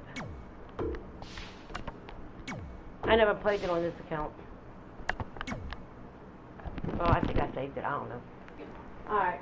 I don't know. It's in Spanish. I don't know if I did it right. But, you know, so go ahead. Back to what you were saying, George. Where's the paper, actually? I got it right here. That's what I'm waiting for. What you were working on last week? No, he's supposed to bring me a new one. Oh, new. Yeah, that's the one that you're supposed to get. I told him to bring you a copy today. Brought you a compliment. Woo! Ain't that sweet? I don't Yep. have my portable printer and scanner. Actually could scan it into your charge back. And then actually print myself on a copy. That's cool. Yeah. Well, thank you, Kat. Yeah. Thank you. Oh, I happen to have one left for me. Borderline personality disorder and relationship. Oh, this is what you brought me, okay. Yeah, this is for, About me and Al. well, Relationship. Because I don't have anything bondage with everyone else like I do with him. So you Yeah, I might as mean, well it's say, relationships in general. I have a friend that I've been friends with for 6 years who's borderline personality. I don't see through her lens, but I've been on the receiving end of it. not good. No, not what she said. She's lonely. Like, there's a lot of times with like borderline is abandonment, Yep. being friends being abandoned, and instead of allowing someone to do it to you again, you kind of sever the cord first, or you say the hurtful things first, and it means it's protecting yourself and feeling like you're guarding yourself, and that's like, oh, I got rid of it, not they got rid of it, sort of. Oh, okay. Because she's out of the blue one day, she texted me and said a whole bunch of nasty things because I hadn't talked to her in a little while. But I've been going through my own stuff. She lives out of state. Like, I know who she is. She's come down, I've met her, like, I've visited, she's visited, but I've just been busy. Like, my life's a little bit different. Like, I'm a working adult. She's on Social Security, so she doesn't have a job. So she gets lonely a lot, and because I don't talk to her as much as I do, she basically told me to fuck off and never talk to her again. Mm. Because she felt like I was abandoning her and doesn't realize that like life changes and things ebb and flow, and just because I don't talk to her every day like I used to when I had a more flexible job doesn't mean that our friendship is any less valuable to me. Yeah. But she told me to fuck off. So what you guys do? You still friends? I haven't really texted her. I told her straight out. I was like, you know, you say a lot of mean things to me, and I was like, you say stuff that's extremely hurtful, and which I don't appreciate, is you use some of the stuff that I've told you that's happened over the course of our friendship against me. And I was like, and yet I've never pointed fingers at you. I'll tell you that my feelings to her or that what you're doing is inappropriate. I was like, but I've never used anything that you've done or your symptoms or, you know, your setbacks as a means to hurt you. And I was like, I don't really appreciate this. Oh, okay. She never responded, but then she still tags me on stuff on Facebook and like will send things to me. Oh, okay. Yeah, she was nuts. Nice. So like borderline personality, like disorder in relationships. Like again, I don't see it from my own eyes, but I've seen it by being friends with her and her explaining things to me that she's gone through. And her extreme attachment, that she has a boyfriend, but she was still extremely attached to the ex-boyfriend. Oh, okay. For whatever reason, even I don't know. I know. Not know. That's true. And for some reason, she wanted to go back, found a guy that was absolutely wonderful to her, takes care of her, will leave early from work if she's not having a good day. She Nice. wanted to run and go back to that ex that all he did was drink beer, scream at her, and do cocaine and things. Maybe she's addicted to it. But again, she has borderline personality. For some reason, she had this. Oh, like I do with Al, somewhat. The point is, you know, when you hear about somebody else, it's like, yeah, what's wrong with that guy? How could she be so crazy? Leave a nice guy to go back to an abusive guy. But again, what's the borderline personality about? The disability behind it, the reason why it's a disorder is making very poor judgments about who to emotionally invest in. Yeah.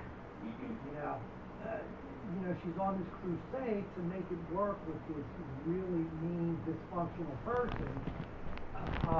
And here's a person that acts very normally, who's very healthy in a relationship, although it sounds like maybe he gets to be a little bit kind of codependent too, but at least he's nice about it. But she's going to opt for The what... bad guy. Yeah. I mean, on the surface, you line up 10 people, and all 10 are going to say, what's the matter with you? That's a big mistake. But in her mind, none of y'all know what you're talking about. Yeah, it's normal. That's how it is with me You without. don't see what I. Yeah. Or don't know. you don't feel it. Yeah, I don't see the gray. I only see black and white. That's a good one. You go from one extreme to the other. And who told you about that? Dr. Jozak. Oh, she's she'll talk to people like that. Mm-hmm. Help, you know, she'll try to teach you some stuff. Yeah, she told me. I didn't understand what it meant, but George kind of broke it down to me. So you had a conversation with Dr. Jozak, didn't really understand it, and so went to George in order to get clarity. Well, it took me a while, yeah, to tell George, yeah. Well, I think I might have told him a couple times, didn't I? Yeah. I don't know how long ago you talked to Dr. Jozak about it, or how long ago she talked to you, but here's the thing. You have a follow-up appointment, Yeah, the 23rd. 23rd. This month? That's next Friday. Yeah, they were supposed to call me today, but they had me mixed up with the wrong doctor. It wasn't Dr. Jozak. So they moved me until Friday, when that's her first appointment she can put me in. A week from Friday? A week from, it's next Friday, actually. Yeah, next Friday. Yeah. Well, you know what? Here's the thing, though. A lot of professionals in this field, you know, when we hear, oh, I got to work with someone with borderline personality disorder, I can't stand working with people like that. Because they can be very, very, very demanding. Okay? No. I got maybe an unexpected punchline for you. See, you're not like that. That's why Dr. Jozak will feel comfortable explaining things like this. You're not the typical borderline personality disorder. They can be kind of cranky and rude and demanding and all kinds of things. But you're not. You know, you're a very kind, generous, you know, Resourceful. person who listens, who accepts feedback. Your borderline personality disorder issues are really focused on a very finite number of people. So in that case, far as someone who has a borderline personality disorder, I've seen a lot worse. Okay.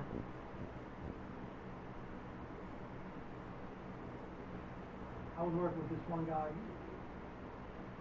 He had this thing about anybody who was late. I think you might have told me about this. Oh, I first started working with this guy. I was on it. Like a couple of years out of graduate school. It's, still kind of young in your professional life. Yeah. I showed up to this guy for an appointment. I was supposed to be there at 1. I got there like 5 after. He comes running, bursting through the front door, screaming. Where were you? You're late. Right? Late. I'm like 5 minutes late. You're late. You're supposed to be here at 1 o'clock. Oh, this shows complete disrespect. This shows that you don't care. He's like, holy crap. Calm down. That's how borderline personality people act. That's how this guy acted. Yeah. Oh, okay. But I remember, this is back in the day of intensive case manager, before you were born. This is when we used to, like CTT, we would pick people up and take them. Yeah. I had to take them to the pharmacy. I took them to the pharmacy to get some scripts filled. So he gives the pharmacist the scripts. And he asked the guy, how long did it take you to fill these prescriptions? Oh God, it hurt. And I'm thinking, okay, tell him tomorrow. Because I should have these done in no more than 15 minutes. I'm thinking, oh no, why did you say that? We go back. So he says, okay, good, I'll just wait in the store. I'm thinking, oh my God. Shit. He walks back now. He was a little better. He waited 20 minutes. Okay. He went back to the pharmacist and said, oh, I'm here to pick up my pills. The guy goes, oh, yeah. Okay. Give me about 5 minutes, I'll get them together. He starts screaming, you told me 15 minutes, I gave you an extra 5 minutes. You mean you didn't even get them together yet? You are so unprofessional. And then he turns around and he starts screaming at people in the store. So what happened? Never come to this pharmacy. This guy doesn't care about any of the patients over here. They got medicine. What happened? Talk about making sure you're near the door. I don't understand. You know this guy talking about It's one of those points where you let them go and then you try to circle back in after.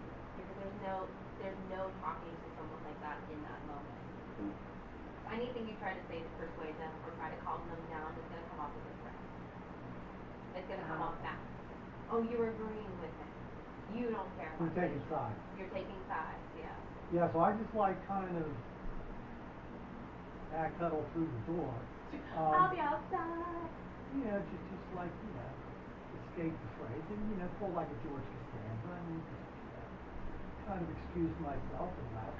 But I waited for him outside, and he comes out. He's storming mad. He's losing money. He's back. He just gets the car smashed and drives him out. And then he's sitting there, not saying anything, and then he's like, I feel like such an idiot.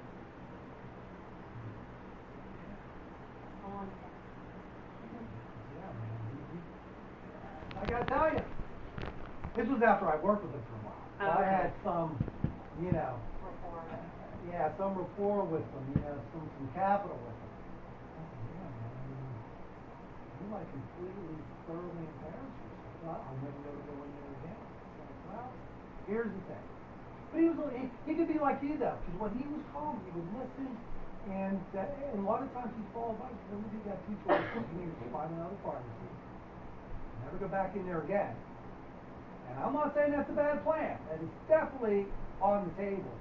I said, or Go back and suck it apologize. up and you can go back and apologize. And sometimes, and I've told you this, when you have a big blow up with someone when you apologize, sometimes you can make it so, you can really get tight with that person. Yeah. So give him credit. He didn't act on it that day, but the next day he went up and he apologized and he was a smart guy. So he knew exactly how to say it and what to say. Yeah. And he wasn't a sociopath, but he felt remorseful. Okay. He felt really, really, really guilty. But then sometimes that goes Both ways. it goes too far. Because sometimes when he gets guilty, sometimes he says, I gotta worry about him trying to hurt himself. He wants to punish himself for being such a dope. Oh, okay. So, that's always the tough thing. I mean, you gotta be supportive at the same time, you gotta call them out, but at the same time. It's a very It's fine, tight It's a rope to tight walk. rope, yeah. So like what I had with Emily, it was intense. Because you blew up, right? Yeah, Called her sometimes on name, her. screaming at her, like at the drop of a hat, right? Yep. And then you did the right thing, you called and apologized to me, so, and then I sat down, and then after I went off on her, I leaned up against the wall and just started crying, and that's when she talked to me. She said she was gonna leave, but and call George on me, but she didn't. I'll call George on you. She did. you did. She actually did call George, and then George came to my house. And here we go now. But anyways, but But I never went off on you. Not yet. You went off on me, but you apologized next time I came back. Yeah, I didn't mean to go off on her. You were Oh, mad about what? I'm still waiting for my number. I don't know. Yeah, we gotta give you one, huh? Oh, You were yeah. mad about something, probably Al. And then there was other frustrations happening. And then you just took it all out on me because I was the next person, that you talked to. Yeah.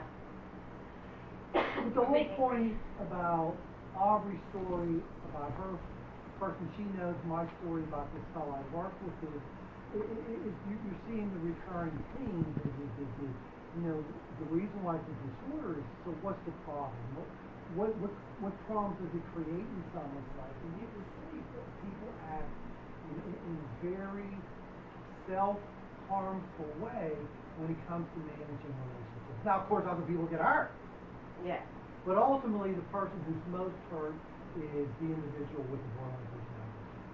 You know, they really blow up on people and hurt people, but they also hurt themselves because, you know, then you get like her friend who I'd rather go back to this, you know, dysfunctional, abusive person than focus on a relationship with a nice guy. It's like, you know, what are you, insane? No, it's a borderline personality disorder, but, you know, that's why in the older days, a lot of times it would be borderline personality, the diagnosis could have been borderline personality disorder with psychotic features. Mm-hmm. Meaning, you know, sometimes this person just acts plumb crazy. Okay. Because it is so separated from any sense of even semi-half quarter good judgment. I mean, just off the charts in terms of bad decisions. Well, I got a good question. So, with all the hate that I grew up and, you know, let it build up inside me over Al, that I hate Al and he makes me angry and stuff, why don't I snap out on him? Why do I snap out on those people? Well, because the thing about it is what you said over and over and over. And what's your answer every time I said, look, you know, it's like the Sting song. If you love someone, set them free, and if they love you, they'll come back to you. And you said you don't want to Lose them. Right. That's why. Because if You you know, snap out on him, you could, Lose them. that's the calculation you make. yeah. You know, you're afraid to go there. You're afraid to drive that ultimate wedge between you two. So, okay, you take it out on the people. So I take it closest out on to the you. next person. Well, you take it out on other people that actually you feel safe with. It's ass backwards. See, that's why professionals run into a lot of trouble working with people with borderline disorders, because a lot of people with borderline disorders now, I can scream at Aubrey, but she's paid to work with me. She can't go anywhere. I mean, it's you kind of simplistically, yeah. You know what I mean? Like, that is on. Hey, I went off on Emily. I mean, And what did she she tell you? always talked bad about Al, and I hated it. And she just wouldn't stop. And she just irked me, and I went off on her. I told her to quit it. I kept warning her to stop talking bad about him. And she just wouldn't, so I just went off on her. Well, And I told her how I really felt about her. I really hated her. at the moment. At that moment, yeah, I actually hated her. I told her how I felt. But see, what we all understand as professionals is, well, you know, it's indirect anger. You know, you're just displacing your anger towards the person, towards us, and we're professionals, we can take it. because we understand where it's coming from, but then that goes back to the person with the borderline disorder. You realize we'll say people yell at you. Because we'll understand, we won't take it personally, we'll come back. Well, no, actually, Emily, on the last one I did with Emily, she kind of did take that personally. Well, She admitted it to me, she did. She was about to get upset, and I told her I would be too if I was you after what I did. I don't remember everything, but. Oh, yeah, I mean, it's we're not human. like, it's not like, we're made of steel and this stuff just all bounces off. At some point, it's gonna affect that person too emotionally, but. Yeah, I again, kind of got to Emily. what happens afterwards, you're like, well, But it is she what said, it is. because she said, I say because it ain't about me, it's about Al. Right. You're mad at Al, and this is why you're going off on Take me. it out on me, I'm the punching bag of the hour. Terrible. Yeah, I mean, if she was just start talking bad about him, we would We have been cool. understand, it's a hard job we have, it's somebody has. Yeah, It's the business we chose. yeah. But anyways, so when you say, well, how do I get over Al? How do I, stop these feelings? Well, it's like, how do I improve my eyesight when things turn blurry? You gotta understand what the problem is, and then you gotta take corrective action or corrective classes.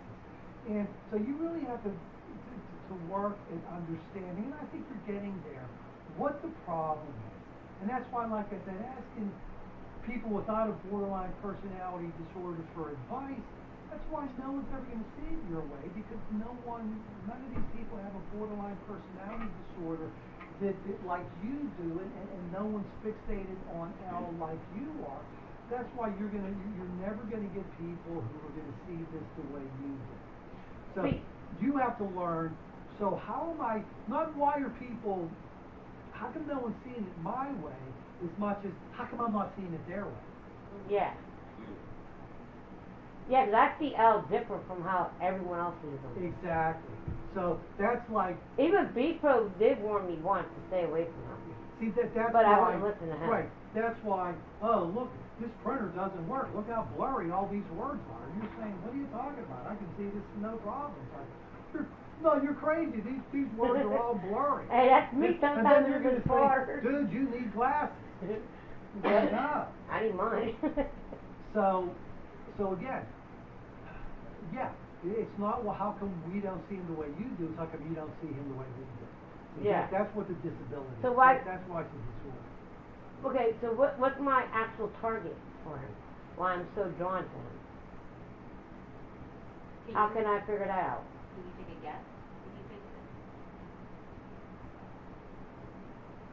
Well, to me, I always believed it was because when I had a butcher knife in my throat and it sent me a PlayStation message asking me to play the game. So I took it as God sent them to me. Because I prayed to God before I did it. And I told him if it was the wrong time for me to go, to give me a sign. And I thought Al was it, because Al texted me 2 seconds before I was about to slit my throat. That's what I was looking for you to say when you said it before. You recognize what the potential as to what caused the intense amount of emotion is. So for you to ask what we think, what do you think? But is that wrong to think like that? To think like what? Exactly. About what I said about Al. That God has sent Al to her as a sign to not enter away. Because I prayed to God before I did it. Not necessarily, I wouldn't say wrong. I don't know, I see him as my, I don't know how to put it, it's kind of weird, but I see him like an angel. In a type of weird way. Well- I don't know how to put it. Well, I mean, Like he's my savior, I don't know. you could say, well, I can put it in perspective like this. Say you're about to cross the street and you were going to walk in front of a car, right? Yeah. And then all of a sudden a puppy shows up. And you don't walk in front of the bus that was going to hit You pick up the puppy. You pick up the bus. Yeah. And you're like, oh my god, this dog can't stand for my life. I feel like subconsciously, in some sort of fashion, you didn't want to go through with it. A lot of times with suicide, you get to that pinnacle where you have your blinders on, and it feels like that's the best choice, that's the best option. It ends everything, right? Yeah. It feels like there's no other way out. Yeah.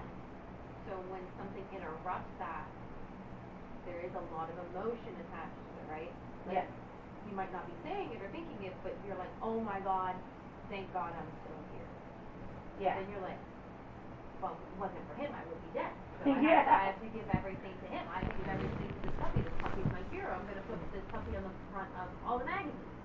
Hero dog.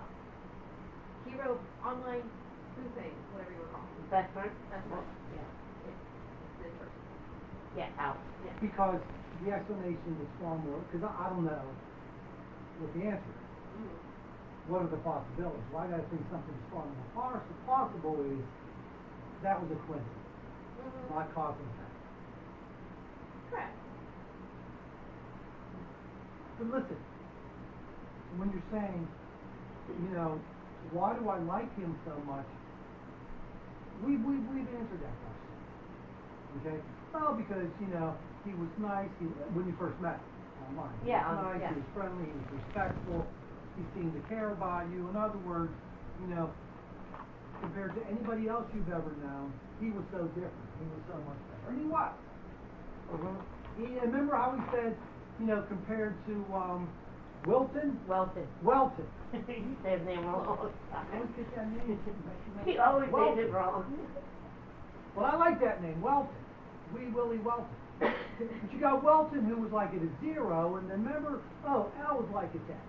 But then even when Al started to get, you know, a little, you know, nasty with you, well, then he came down to an 8, then he came down to a 7. Now maybe he's at a 5, but still, 5 is way better than 0. Yeah. Right? So he's still well ahead of Welton. Yeah. Last place Welton. Yeah. Okay? Please. But at this point, but see, I think right now you're asking the wrong question. The question isn't, why am I so attracted to him? The question, the more helpful question is, why am I afraid to let go? Yeah, okay, well, why? Why do you think? What's your interpretation first? What do you, like, what, when you think about losing him, what's so scary about it? That he'll never be my friend. I will never see him or talk to him again. But why is that scary? Because I love him. Well, that sounds like a typical answer. That a normal person would say, and other normal people would say, oh, wow, that's the case. But here's what it says in the paper. That's why I always bring you these papers. Okay, So if what you look page? at the second page of the handout, see what those little dots are? Give me 1 second. I'm having a problem with my page. Second page, You that's the good? first page, turn the page, I'll flip it over. Yeah, I see it. Alright, see that first dot? Yeah. Putting in immense effort to avoid real or imagined abandonment. Bingo. I mean, there's your answer. An immense effort to avoid real or embarrassed abandonment. You see where that is? No. Here, would you like to see where the dots are? Oh, okay. First dot.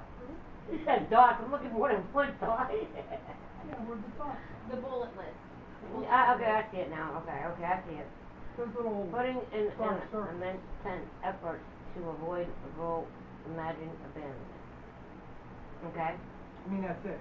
You know, so the question isn't why do I like him so much? Well, you know, there's actually a fairly, you know, normal reason for that. That's not what the problem is. The bigger problem is, you know, when he pushes you away, and you feel like, you know, I would be better off without him than with him, or at least so everybody tells me. But I can't bring myself to do that. Yeah.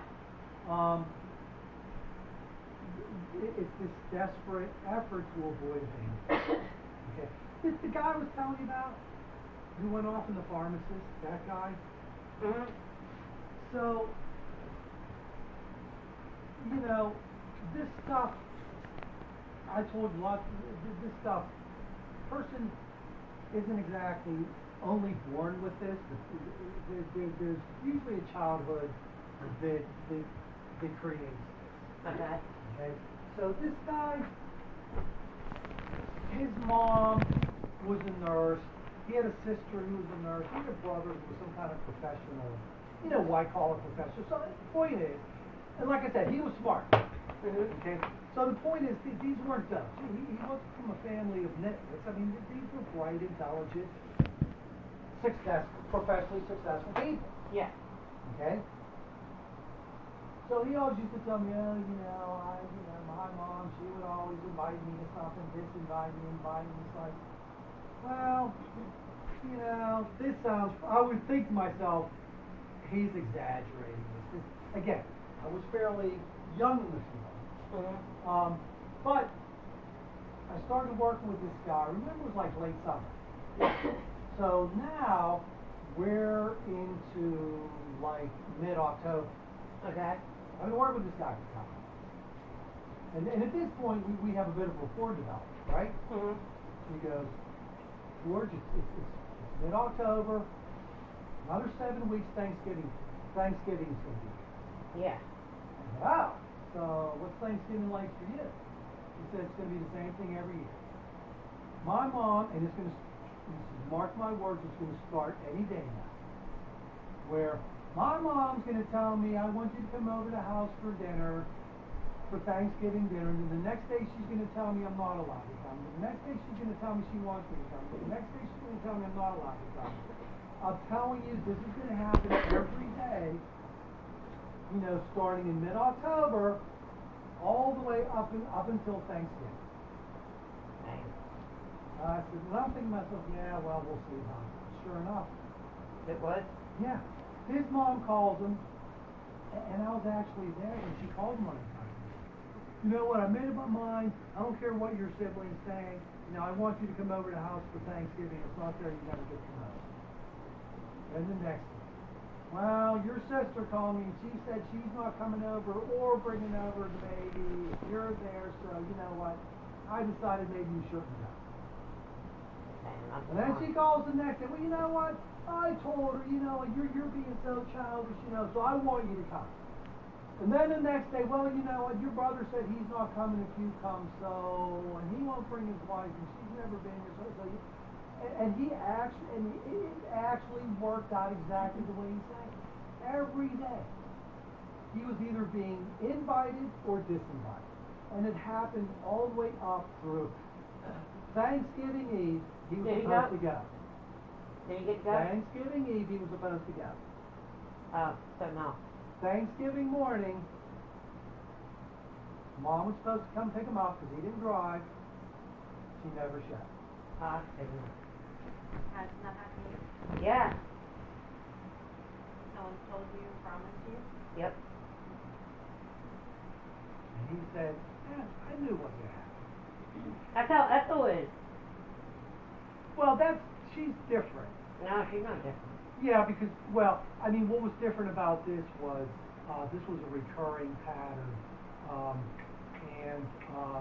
She just, what we had talked about, it seems like she says she's going to do something because she doesn't want to hurt your feelings, and then she doesn't show up. This is a real, toxic. Day in, day out, you're coming, it was Mom just going back and forth with who she was going to stick up for, which of the siblings was going to win her family. And, and look, Mom was a nurse, daughter was a nurse. Her son, he was a successful, some kind of professional. I don't remember what he did. Okay, but he was successful. And this guy, he's on SSI, he didn't work. He had health problems, he couldn't work. Okay? So, I think he ended up being pegged the black sheep of the family. And quite frankly, his brother was married and had kids. His sister was married and had kids. So it's like, well, if you come over, that's 3-4 people who won't come over. Yeah. Because of you. And I know how that feels. So, but I can relate to that. So that's how it started with him. And he was bright. He could be like you. I learned a lot about borderline personality from what he taught me from his own life experience. Oh, okay. But he could be really mean now. I mean, he could really, I remember him telling me in his younger days, because he spent a lot of time in the inpatient, he told me how he would purposely target like a newscast person and torture them, make them cry. A little bit of Hannibal Lecter, you know? Because then he's in control, and he's not the one that loves it. Oh, okay. He controls the herd, and then on the way to the herd. It's wrong, but hearing as how he grew up makes sense for someone to be in control Yeah, on sure. some level. Again, it doesn't make it right. No, It's wrong. it's wrong. But Yeah, he always felt that in his family, everybody had the emotional upper hand on him. So to compensate, why, he would always get the emotional upper hand on people that he encountered. Oh, okay. This guy, he used to get SSI, and he was able to get on Section 8 without waiting, Mm-hmm. because one of the things he taught us in Georgia, I think he has a supervisor. When you complain, this person doesn't give you what you want, always ask for a supervisor. That supervisor doesn't want to give you what you want, always ask for their supervisor. That person doesn't give you what you want, always go to the next supervisor. This guy got on, so SSI without waiting. This guy got on Section 8 without waiting. Back in those days, if you were on SSI, you would get like $10 in food stamps. He was getting $250 a month in food stamps. Somehow. Because he badgered his way into getting it. No, seriously, he badgered his way into getting it. The person who was the Pennsylvania Secretary of Health and Human Services at the time knew him on a first name basis because he talked to her a number of times over complaints he had about my therapist, my caseworker, or this social worker at the hospital. I want them fired. Yeah, so you, sorry, you're a piece of cake. yeah, you're not that bad. Yay! That's good, right? Well, but I mean, especially in his younger days, I mean, he was a real, you know, piece of work. I mean, he was. I remember when he was assigned to me, my boss, who knew I didn't know. I didn't know anything about him. I was new to him. And I remember my boss said, "Well, you know, something you could work with this guy." Someone else who did know looked at my boss and said, "Are you serious? Are you gonna do that to him?" And I'm like, wait, what? It's like that Who moment. wants to who? It's like, whoa, what am I getting signed up for? See, I don't mind borderline personalities. Like, that's a population I can personally work with.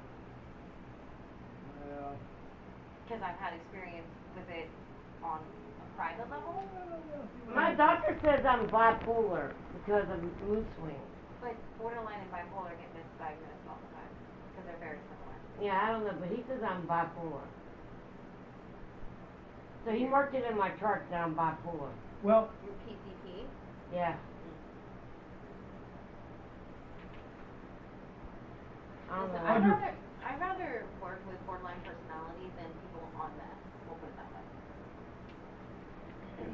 well, yeah. Hey, you don't have to worry. Yeah. You might not like my friend, but at least you don't talk bad about him, so you will never get snapped out. Only time I snapped out on you was the health thing, 'cause that was really pissing me off. Oh, we still gotta call the health department. You got time? No, I do. You can stay overtime. You get paid for overtime. No, we don't. We don't get overtime. Damn. Yeah. The cool thing about it is I can flex my time. You can say I had a crisis. You know, it's a personal thing I have to get to, not my Oh, if it was work, it would be no problem. Oh, yeah, we're not. I was late to my appointment. And he's like, I forgot. And I'm like, So, what are all these things for? Well, so again, you know, the point of this handout was to start with, you know, not so you can kind of better understand how why your thinking is so different from our thinking. Okay, so before you really work at how do I be less affected by how do I feel less afraid to let it go, I mean, you have to educate yourself I think it seems like you just have to educate more about what this is a disorder. Hi, did you see me with Jackie? Now you can kind of Oh, hi Jackie. My name's separate Lori from yourself UPMC out of the Solutions. I disorder, am so you with can my client, kind of better step back and she wanted and her and I to look call at because this we've been having a recurring issue with the garbage company where she lives and they don't like Okay, so you can start to be a little bit more, like objective. Yeah. Why am I acting like that? Why am I attaching all this value to it? Why am I so afraid of it anyway? And because this is what DBT is about. Okay? I think I might understand it a little bit, let me tell you. Yeah. I don't want to feel alone. And he makes me happy. And that's why I don't want to let him go. Well, he does make you happy, but at the same time, he also makes you very unhappy. Yes. Okay? Extremely unhappy. And see, again, how would a person without borderline disorder be managed like this? Well, a person without borderline disorder, when you were saying, well, George, you don't understand.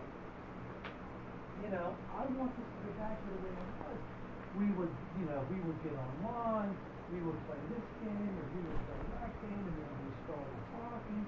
And see, a person without borderline personality, their solution would be, well, okay, if I did it with this guy, I can do it with somebody else. I can do it with somebody new. I can find someone else to go through the same kind of process. But someone with a borderline personality disorder is like, as you said, no, it has to be him. Yeah. I don't want someone new. I don't want someone different. I want what I used to have, not with the new person. I want what I used to have. It has to be him. Yes. And that's why it's a disorder. Because, kids growing up, it's like little kids. So it's not like anything like involved with like stalking or obsessed. No. It's because it's not sociopathic like that. Stalking and being obsessed, that's really about control. Okay. Wanting to control another person. What you're afraid of is not what you're going to do to him, but what it's going to do to you.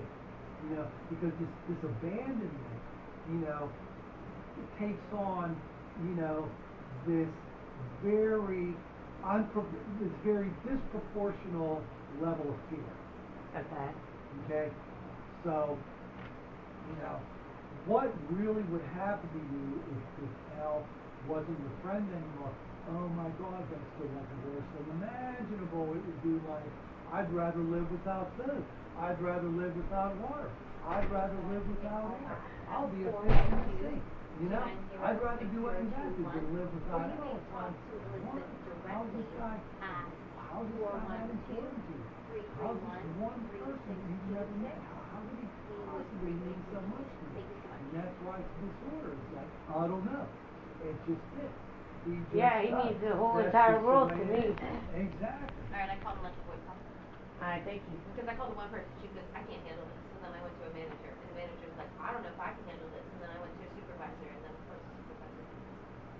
But I left my number as well.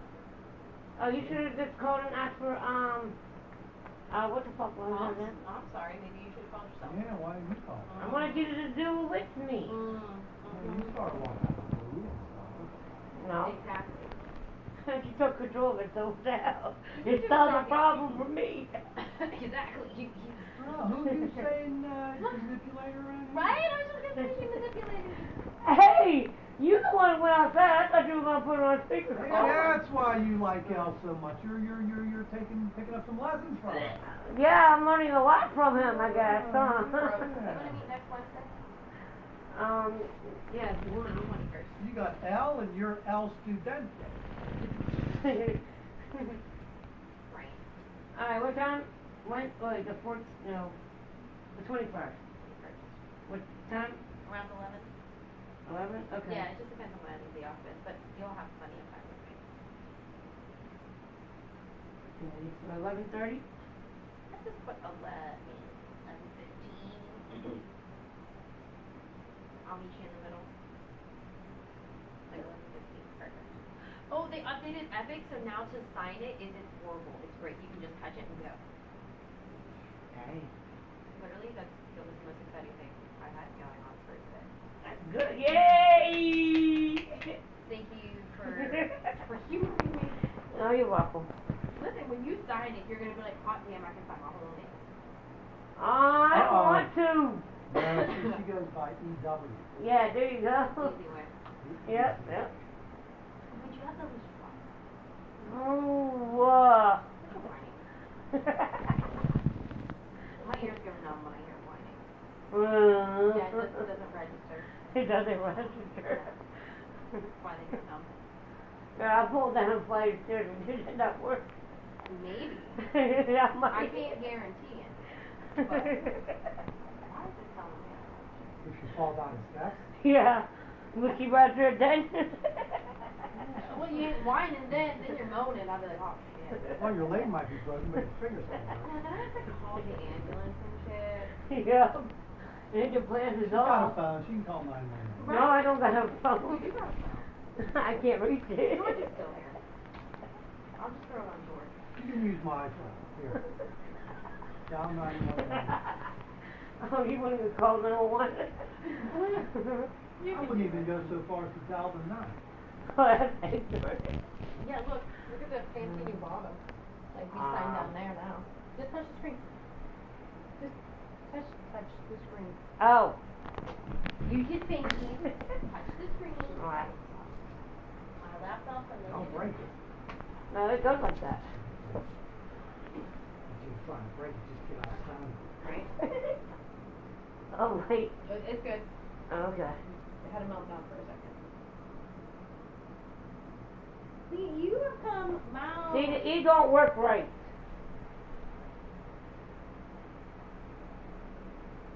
There we go. E-L-I. Am I supposed to put it or the first of it? Just squiggle something. See, look how much smoother it is? Look at that! Oh, wait! Yeah, I got it a little bit, but it ain't gonna get wiser. Oh, I put W. There you go. Yay! Elizabeth W. Sock. I like the E-W. I just wanted to see you sign. Wasn't that much easier than normally is? Yes, it's way much better. Yeah, look at that. Look at that nice smooth, like. Can't believe he goes on the side of the home. She Well, signed both of it. I just have my last name. Still. She got the You initial. gave in. But Yeah. that matches my eyelashes. Mm-hmm. I'm Make leaving. you give in. Mm-hmm. Mm-hmm. I leave in. See? Fully together. Hey, you gonna take that microwave with you today? 'Cause I don't want it. I'm gonna throw it out the window then. And you're gonna have Like the furniture? Yeah. Don't you like how she decorated her, Yeah, side of the I'm house? really looking forward to when the landlord complains. And then she gets evicted and then I don't have anywhere to put her. Well, you can sleep on that sofa out there. Oh, hell no. Yeah, she can. You can do that. That's why you did that. See? So when you come, the landlord, if you leave the house and you come home, the landlord turns all the locks. You got a place to stay. He can't lock me out. Oh, yes, he can. Yes, you can. Because you're not taking care of the lawn that's breaking your lease. And littering on your lawn is breaking your lease.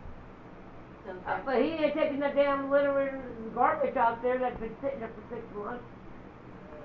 He's doing the exact same thing what I'm doing. No, he isn't. Well, if you take that to a magistrate, who do you think's going to win out? The stupid landlord. Yep. No matter how stupid he is, he's going to win that argument every time. Pretty much. Well, I don't know where to put it. I could put it in next to the neighbor's door. You could have put it in your apartment. I don't want it in my apartment. It's ugly. Your attitude. How can you guys really sit on that type of shit? That's nasty as fuck. It I'm wasn't when sorry. it first, now it is, but it wasn't when it first got here. Yeah, it wasn't bad at all. Yeah, it was. No, I think she also imagines bugs. I think she sees hallucinates bugs. Maybe that's part of your problem. Maybe I should ask Dr. Jared that if hallucinations of bugs is common for people with PPD. Maybe you should ask. Maybe. Yeah. Bye, Aubrey. Oh, say bye. Are you gonna come lock the door? Yes, I am. I'm gonna turn this the alarm off on like 10. See you, Aubrey. Yep, Kim didn't know that was on there. Kim didn't know that was on there.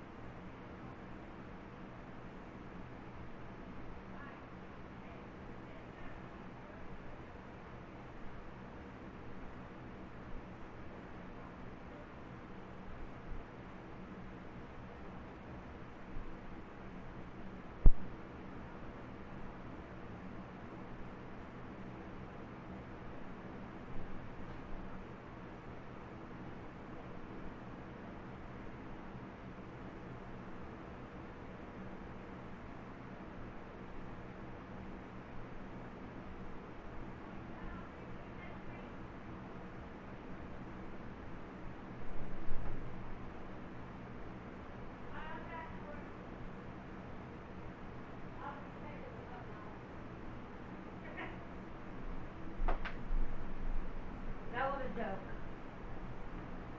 Say that again? I said Aubrey was a pain in a bug, but that was a joke. I was just fucking around. Well, gotta admit, I was coming over. Why's Aubrey here? Oh no. I thought, you guys aren't even complaining again. Remember last time I was here? It was because you were mad about Kim. Yeah. So I thought, oh man, is Aubrey here because I'm gonna yell at him about something? No, I already actually showed up early today when someone else showed up. But that person had to leave. Who else showed up? Holly? No, Holly came. Who else came over? Kim. What? She forgot I was seeing you today. So I told her I couldn't meet with her. Said you were here. Said she's gonna see me tomorrow. So don't tell her I told you. Shh. Let it be a surprise. I think she wanted to tell you. But keep it a surprise. Okay. Act surprised when she tells you. I'll be sorry. So, what do you think you learned from today? You did a lot of talking. Yeah, I know. I don't usually talk. No, I mean, I don't mean in a bad way. I mean in a good way. You did a lot of talking. I mean, because you said Aubrey to be right, but that means something off topic, but no, it was good, sister. What did you learn from? I mean, I thought today went well. What did you learn from today? Good. I learned that there's people can have worse symptoms than I can. That I have. Besides what I have. And you gave me a book that we only learned one word. Which was? Putting in immense effort to avoid real or imagined abandonment. Well, because, but I mean, that really is the theme of today. Because, if there's one thing to take away from today, I would propose with you. And that is, the question isn't why do I like Elle so much, the question is why am I so afraid of losing? Okay? And then in the close second place, the other key theme today is, it's not about I have to convince other people to see Elle the way I do. I have to work on seeing how other people see Elle the way other people see. Yeah. Okay, see, that's where the distortion is. You see something very, very, very different than everybody else. Yeah. And, so is that a problem? I mean, look, I could be telling you, you know what, the Pirates, yeah, they're in last place, Yeah, they got one of the worst records in baseball. You know what? I think you're a good team. I think they're fun to watch. I really like the Pirates. And it's like, man, you know, what's the matter with you? They're a terrible team. They're a last place. They have no chance of making the playoffs for the next decade. What's the matter with you? You nuts or something? Just like, But my point is, but no harm done. yeah. It doesn't affect the quality of my life to sit here and think that the Pirates are actually an entertaining team. I don't know who this is. Hello? This is her. Who is this? Yes.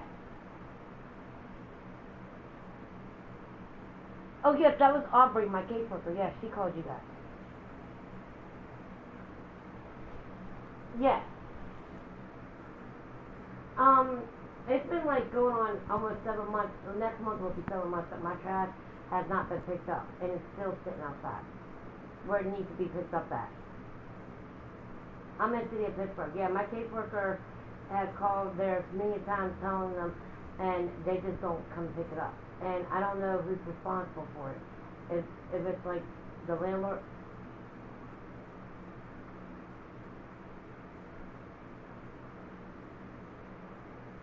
No.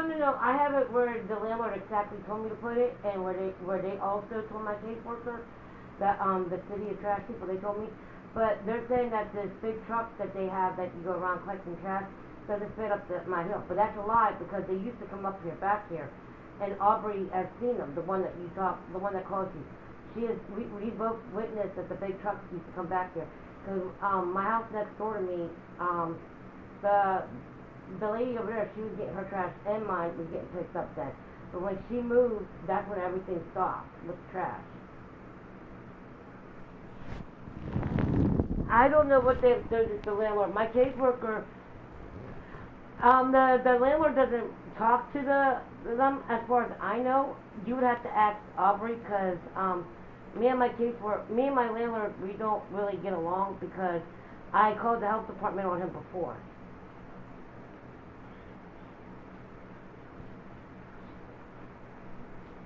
It's a 2-bedroom house. I live by myself.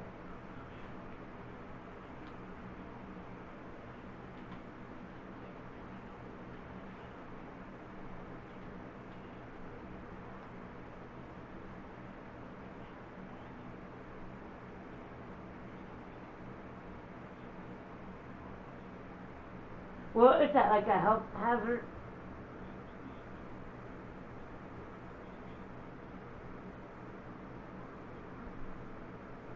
You want to buy it? Sure. Didn't the actual trash collector told you to put it back? We have done that, and we spoke to the actual supervisor, and he has told me to put them in lesser bags, and I've done that. And me and my caseworker, we have both actually did it. We made a lot of bags back there. There's like a whole bunch of bags, and all the bags are like to be carried. And they were supposed to still come and get it, and they never did. So I was told to call you guys to file a complaint for health problems, because that's going to cost. How would it fall against me? Oh, sorry, I dropped my phone. How would that fall against me? Because you're responsible for you're responsible for the garbage in a single-family house. The tenant. But what am I supposed to do if no one's picking it up? I like have professional people actually calling them. Work your way up the line and see why they're not picking it up. Well, my case. We can't cite a refuse company. When I call, they tell me they can't do anything because it's my landlord's responsibility. When I call them directly, they say it's my landlord's responsibility. So when my caseworker calls them, they tell us we need to go back to the landlord. Okay. And what's the landlord do? That I don't know. I don't speak to him. Only Aubrey does. Okay. Well, let me call Aubrey. Okay.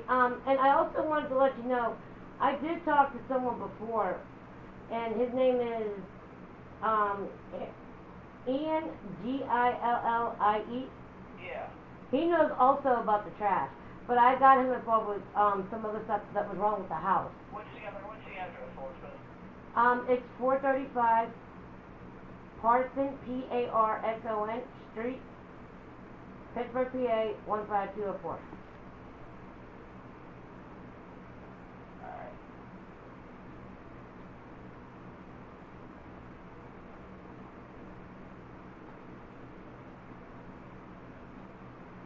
Okay, yeah, I see you filed a complaint back in February, it looks like.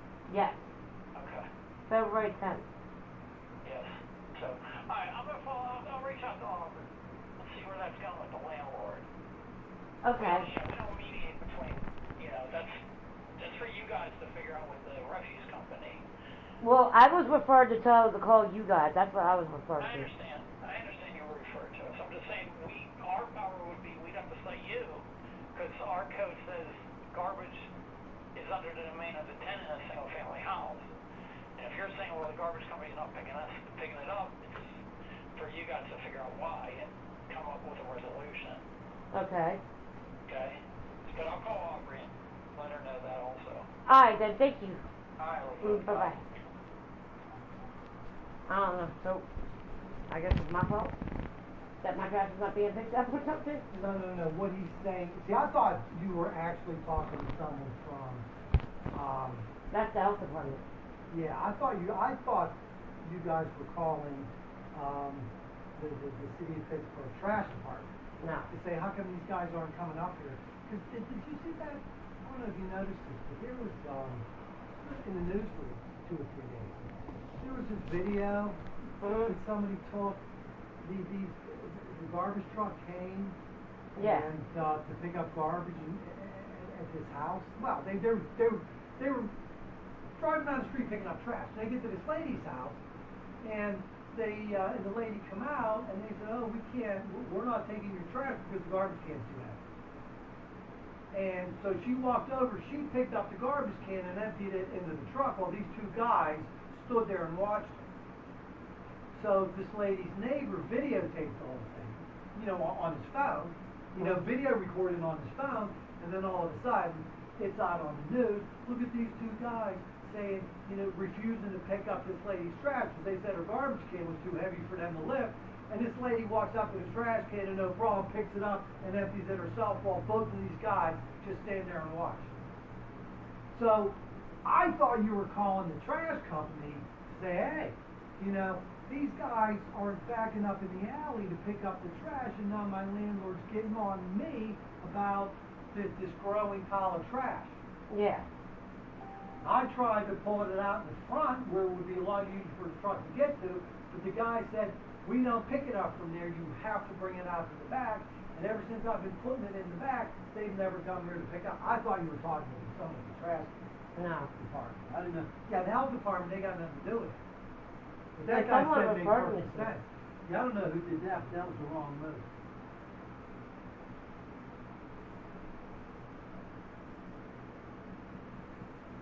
I want that phone.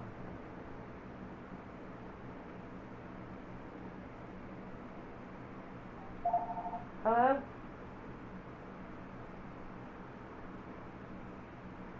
No, not yet. George is still here.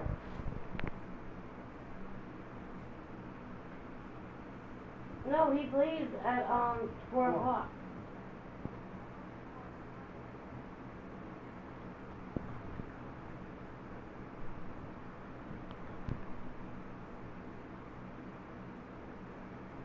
Well, I needed to get cigarettes so you can bring it.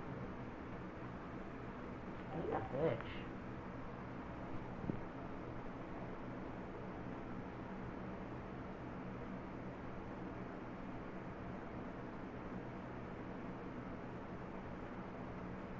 He knew I said 4 o'clock.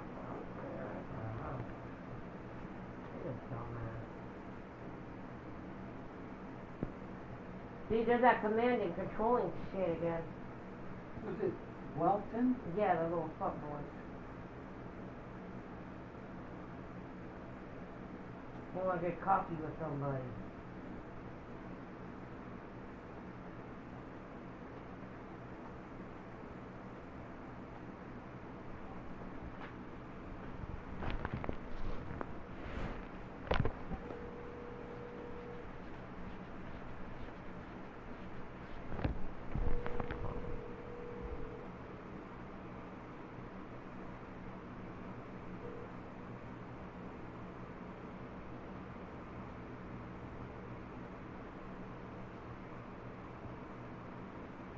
Hello?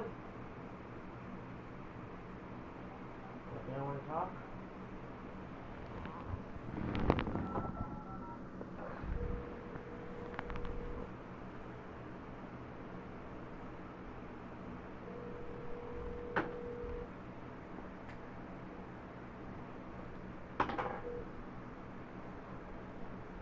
Hello?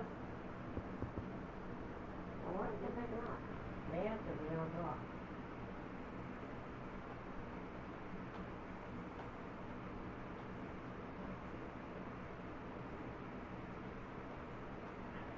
Hello, you have reached the administration offices for the Department of Public Works and the Department of Mobility and Infrastructure.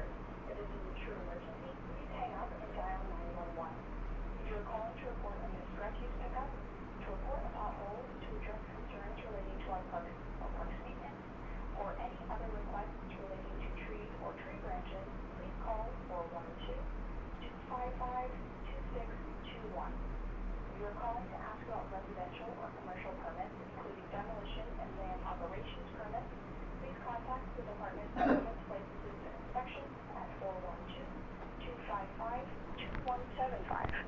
If you're calling about a street obstruction permit, like a moving permit or other domi permits, please call 412 I don't want this. Just give me the number. 2370. If you are calling to recommend a street for repaving, to request a speed hump, or to recommend or request any type of profit change, such as one-way street signage, please call 412-255-2621. For all other questions and concerns, please leave a voicemail with your name. All that, just a little voicemail. City of Pittsburgh trash phone number. 412.255.2773. According to some information I found on less than be greater than City of Pittsburgh, less than be greater than.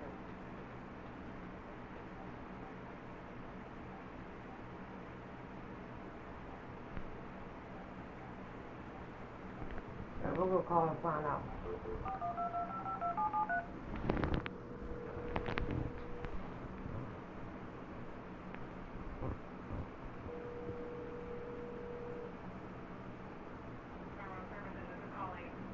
Yes, I was trying to see if I could speak to someone why my trash has not been being picked up for a couple months now. Okay, what part of the city do you live in? Pittsburgh. I understand Pittsburgh. Was it the south and north? I'm in Sheridan, like near McKees Rock. Okay, hold on one sec, okay? Yep.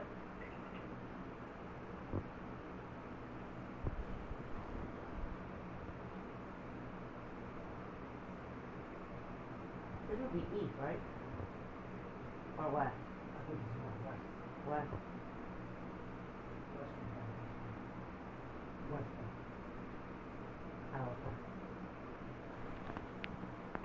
Okay, what is the address? It's 4.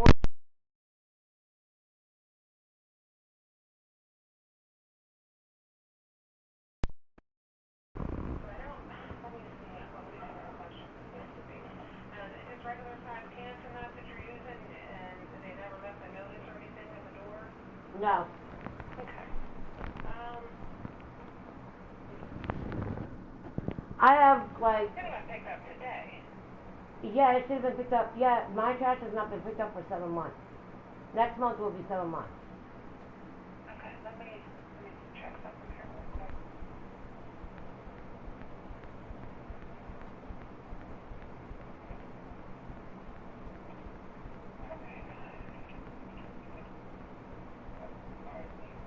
Me and my caseworker, we have called many a times before. And I even tried to remove the trash out to the front, but they told me to put it back in the back because that's where it's being picked up at. Okay, so can I take down your phone number, and I'm going to have to check with the foreman in the morning, and I will get back to you by like 8:30.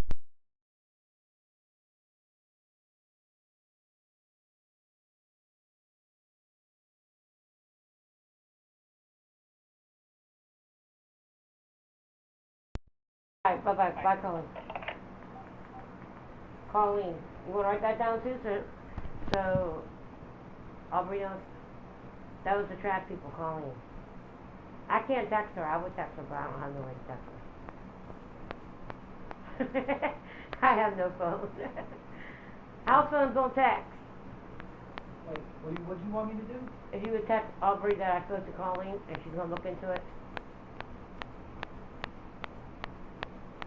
Because I don't have no way to text her. Alright, let me finish this note and remind you before I go. Alright.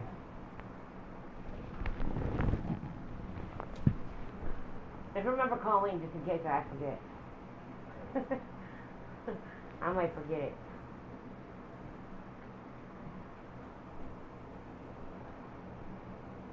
I only try to remember important names.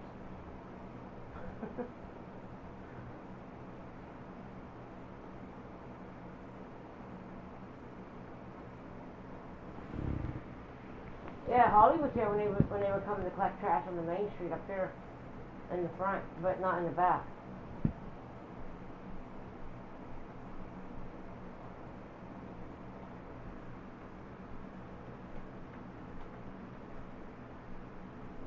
Yeah, you know what, my guess is,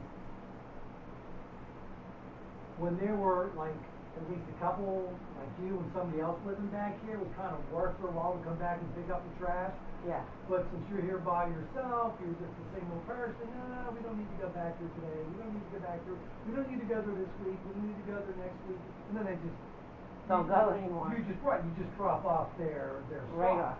And probably because it may be a little tricky backing that big truck up that fairly narrow alley that far. Yeah, I they can used see why to. they They used to wouldn't go. want to. They used to go up the hill, and then they would come up this way. That's how they used to do it. They would back up towards this Right, way. that's what I'm saying. I can see why they wouldn't want to back up that I alley. don't see why they just don't let me put my trash in the front and be picked up. Well, that would have been the far smarter thing to do. It would have been. So I did what you told me to do. yeah, I mean,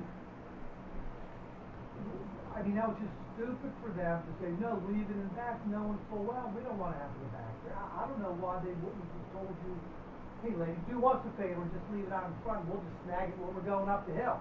Mm-hmm. Like straight ahead, instead of trying to go in reverse down that narrow alley where, you know, one false move and you're going to damage the truck. Yep, And get yelled at by your boss. that's true.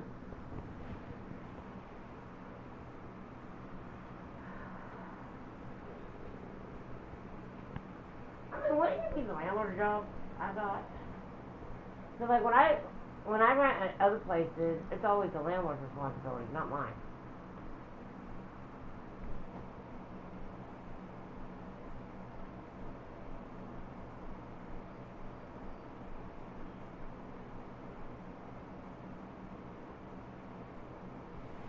I really wish I knew how to put the lease at. I could have had you look at it. I swore I thought Aubrey said, or whoever told me before, the trash is the landlord's responsibility. I mean, I try to do what you did, so I mean, how are they gonna citate me for it? I mean, I did what they told me, what you told me to do. I even try to put it in the front for them, make it easier for them. It's more work for me than for them. I mean, what the fuck? That's what I'm saying. I don't understand why they would have told you to put it in the back, which makes it way harder for them than for you to just put it down front. Exactly. It just, but I guess because they were used to going back there, but when, you know, that lady moved out, it's like, oh, now that there's only one house to worry about, I really think it evolved into one of those, we'll get it next time. Yeah, because all these other houses are abandoned. We'll get it next time. And then now it's to the point where They don't get it. yeah, because it's just off. They just knocked this off their own stop schedule. Yeah. They can't take In any other trouble. words, you're gonna say, oh yeah, that's right. We did used to go back here. Wow, we haven't been going back here in months now. Well, okay.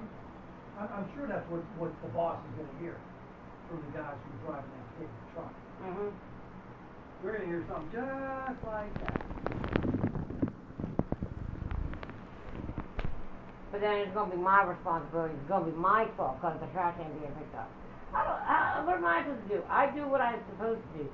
Every Sunday night, well, usually Monday morning I do it. I will take my trash up there. They never come and get it. So they come around 10 or 11 in the morning on Monday.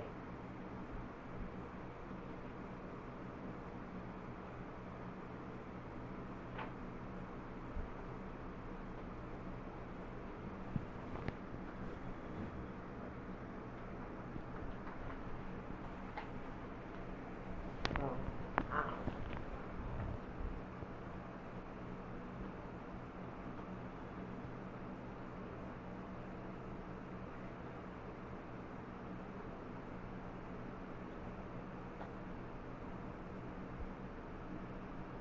So what's these clusters? It says cluster B. What are they about?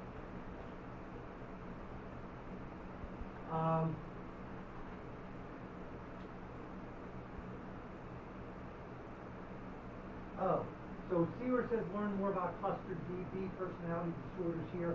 So when you're looking at this like on the computer, you would click on that and then it would take you to a different article. Oh. See, a lot of times when these kind of articles don't print out so well. In fact, there are like 3 or 4 other articles I was going to print, but they just didn't print out well. So, but a lot of times these internet articles will have links to other articles you can look at. Oh, okay. Cluster B diagnoses these are diagnoses that impact a person's functioning, but are non-treatable through medication. Oh, okay. So in other words, there's no medication for borderline personality disorder. Is there medication for depression? Yes. Is there medication for anxiety? Yes. Is there medication for bipolar disorder? Yes. Is there medication for borderline personality disorder? No. Right. So cluster B, personality traits are, well, while there's no medications to treat these disorders, they're still significant to make note of because they can interfere with a person's functioning and happiness. Okay.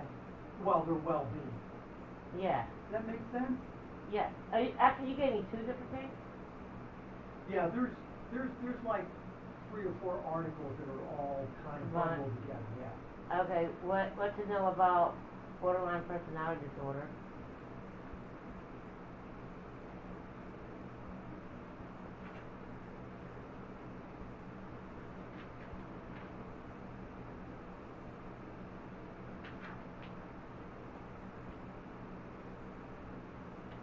An additional BPD often occurs alongside other mental health conditions such as major depression disorder, bipolar disorder, anxiety disorders, something, and eating disorder. So I got the 3. The major depression, bipolar, and anxiety.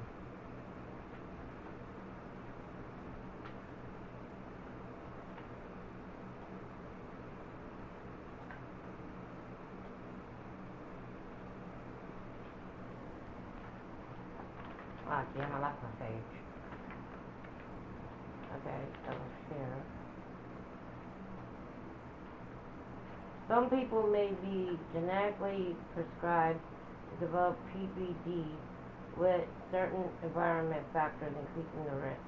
Experts have identified 3 factors as likely to play a part in the development of PPD: genetic, environment factors, and neurologic factors.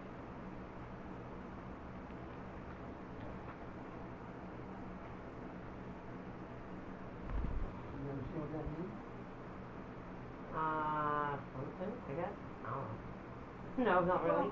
Well, it means that borderline personality disorder, there does seem to be like a genetic component, meaning, there's evidence that bipolar disorder kind of runs in the family, but your social environment is going to have a big difference whether or not you develop borderline personality. So, but even there, it's like I said about my client, the way his mom and his siblings treated him. Well, I mean, is that a genetic component, or did she grow up the same way he did? Yeah. And did her mom grow up the same way her daughter did.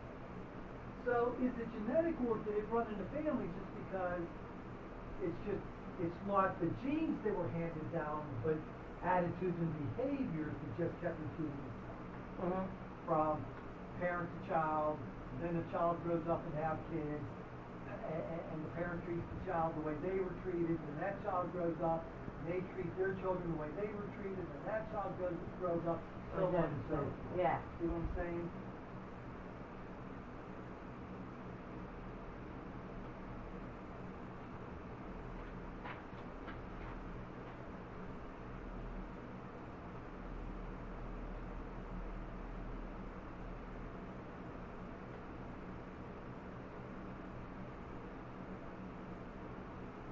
Now, would this be me? What to know about cluster B personality disorder? A person with a cluster B personality disorder may have trouble controlling their emotions and display something, I don't know how to say it, ERRATIC. Dramatic behavior, and learn more here.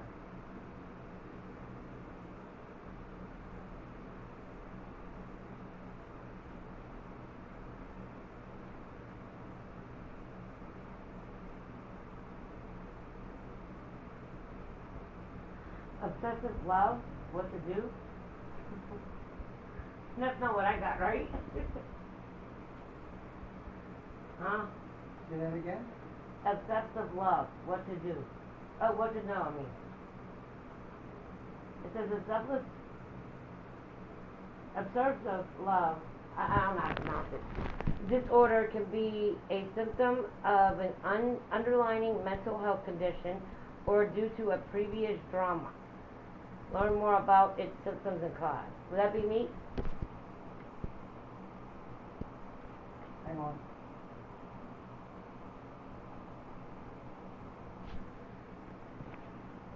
Were you seeing that? What page are you on? Look at the bottom. 22 to 2014. 22? 22 to 2014, yeah. Where are you reading that? Obsessive love? Yeah. Obsessive love, yeah. No, I don't think so. No? Oh, okay, good. Now, what's the cluster B for then? Well, like I said, cluster B just refers to personality disorders. So that's what I have, right? You have a personality disorder, which is a cluster B personality disorder. That language means more to psychiatrists than anybody. Oh, okay. Okay, because cluster B means, this is not something that you're going to medicate. Like when a doctor prescribes you an antidepressant, the pharmacies just pay for it? No.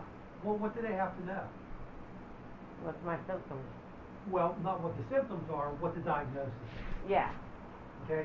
So if my doctor's going to prescribe me antidepressants, well, he's diagnosed me with the depression, with some form of depression. Otherwise, well, the pharmacy will fill the prescription, but the insurance company won't pay for it. Oh, okay. If my doctor says, I want you to get your leg x-rayed, how come? Well, I don't know, because I just think you should get your leg x-rayed. My insurance company will the heck no. What's he diagnosed with? He needs his leg x-rayed. Yeah. So cluster B means, okay, this is a problem, but I'm not going to be able to treat it medically. But he may be able to, but you can go see, but your insurance company would pay for a therapist. But not for a special therapist. Well, for a therapist. Yeah. Because even though it's not going to be treated by medication, it can still be treated by therapy. Okay. Yeah, like I said, it has way more to do about doctors and insurance companies than far more. Oh, okay. And there's far more to those kind of people than it should be.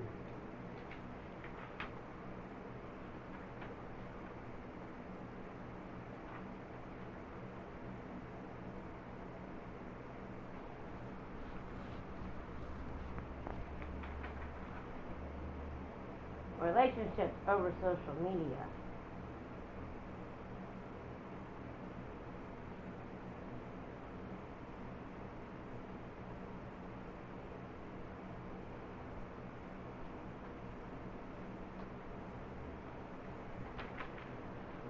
Relationships over social media. Social media is a large part of modern life, and people with borderline personality disorder may interact differently on social media than those who do not have this condition.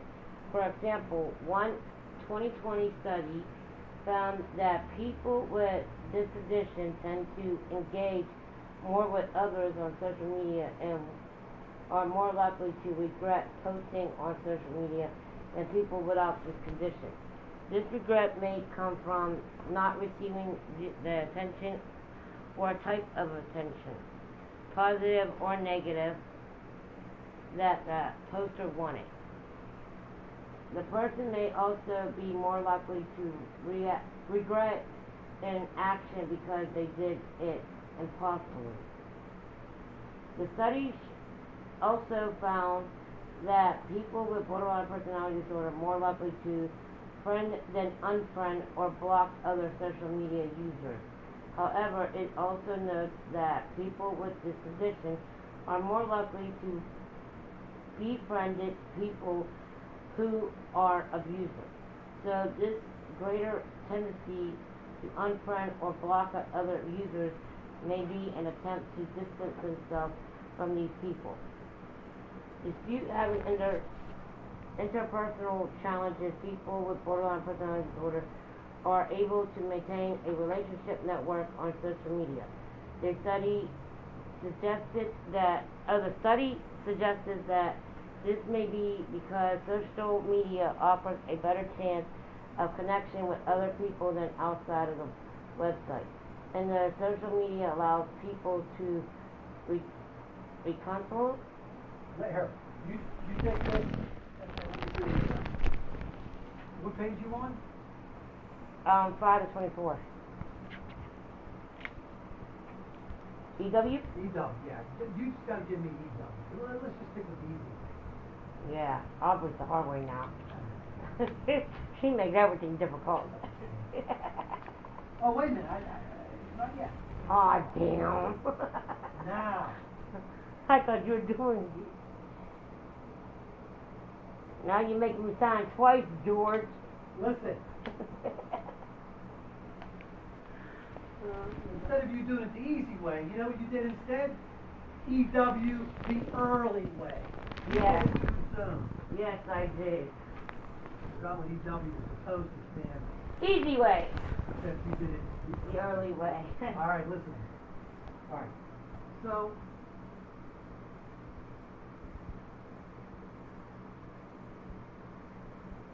you want to know what it says? Yeah, I don't know what this one word is. Where is it? Hold on. Oh, it says, and that social media allows people to, reconcile.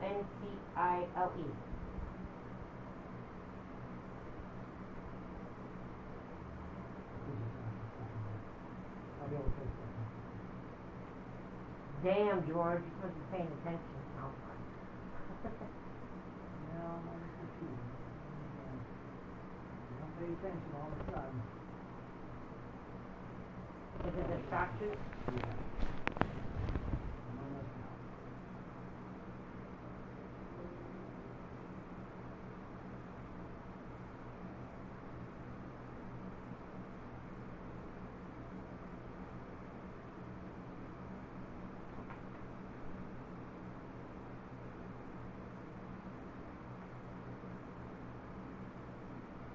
Yeah, I've read that section. I don't know that I just read it here. Or this person might be a little off.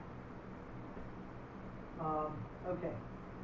The study suggested that this may be because social media offers better chances of connecting with other people than outside of these websites, and that social media allows people to Reconcile with others. Reconcile means make up. over the internet rather than face to face, which may feel less worrisome. Yeah. In other words, sometimes it's easier to argue and then make up with people online than it is face to face. A lot of people with borderline personality disorder, because they're so afraid of rejection, feel intimidated when they see people face to face. Okay. And doing it online just feels a lot safer. Is that probably why I want to distance myself from the church? Yeah, because it's like why you're okay, playing games with people online, but you can't say hello to the lady who lives across the street or past your house. That's terrifying, but you'll swear at people online and you'll call them names and you'll call them out. You're not afraid of them there. No. But in person, there's a little old lady living across the street. You're acting like, you're terrified of her. I mean, I'm not making fun. No, I know. Helping you understand what that means. Yeah. People online, because like I said about Al, because he's distant, he can't touch you, he can't hit you, he can't reach you. In a very important way, he's safe. And so are other people. Okay. Okay? Because, it's hard to make up with someone when you're face to face, because what if they don't want to make up? What if they're still really mad? And what if they want to haul off and hit you? Yeah. Well, they're right in front of you, that's possible. But online, you know full well that's impossible. Yeah, it's different. So it feels less threatening, feels safer. That's a chance you're much more willing to take. Okay. That's what that means. So, and that's like what we talked about. It's easy to make these friends online because, you can make a lot of it up in your head the way you think it is. And the thing is, everything with that was going great. Until I started having fun. no. Well, more so when all of a sudden he started with his, maybe I don't want to do this anymore kind of BS with it. That's when it really started to be a problem. Yeah, he acted like he's too good for me now. That's when it became a problem. Like our friendship didn't mean nothing. Well, just like in that Emotional Life DVD, like it or not, our happiness lies in the hands of others. When we're close to people, we're happy. When those relationships suffer, we feel threatened. And when they're gone, we suffer. Yep. So I'm in the suffer stage. Well, you're in suffer stage, but he's talking about people in general. I mean, it's true for anybody. Okay? But in your situation, it's very, very different because the big thing for today is not why do I feel so close to him, but why am I so afraid of losing him? And it gets back to why do other people see him like being this big when I see him being that big? Yeah. Why does people see him as some kind of an insignificant, kind of a sad sack loser when I see him as the greatest thing that ever happened to me? Why do some people see him like a 1, but I rate him as a 10? Again, that's what I mean by overvalue. Why is this guy so great to me when the perspective of everybody else is he's the only guy that treated me nicely. Well, but then And was there for me. But then To a certain point. well, here's the thing, and then I gotta go. Alright.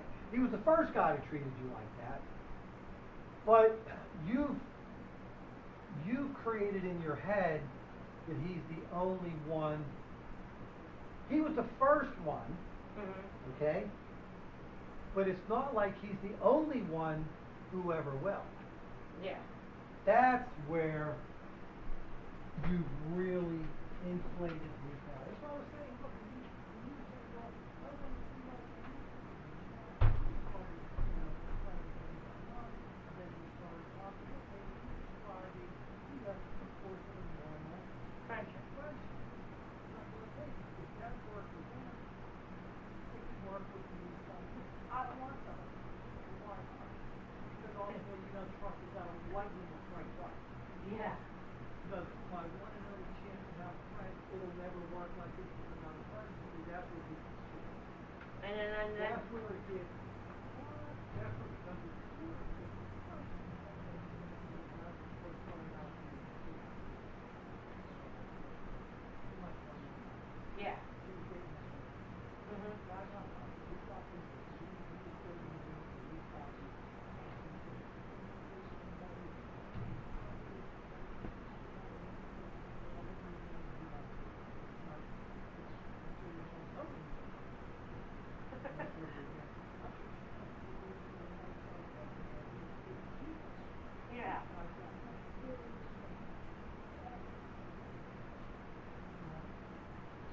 does that make me like obsessed over him?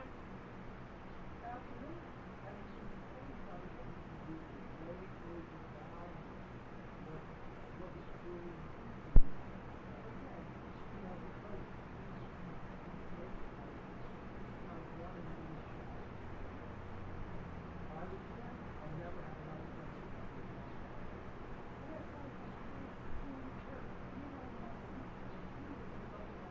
See, I like sleepwalk church, but I'm starting to like push away. Like I don't want to go there anymore.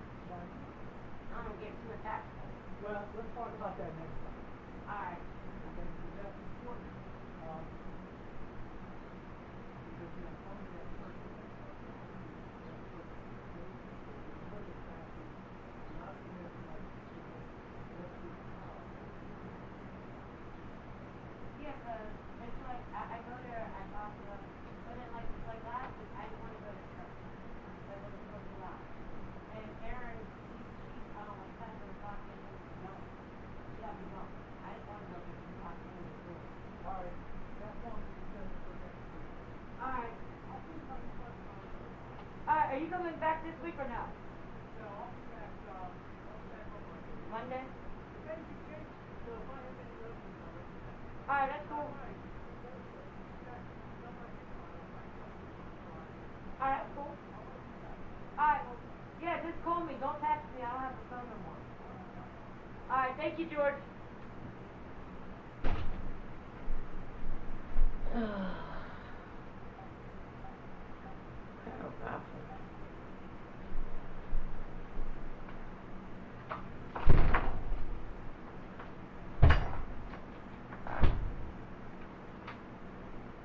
So why can't you take me? No, you said you would take me. I told you you'll be here before. I told you that. You said no later.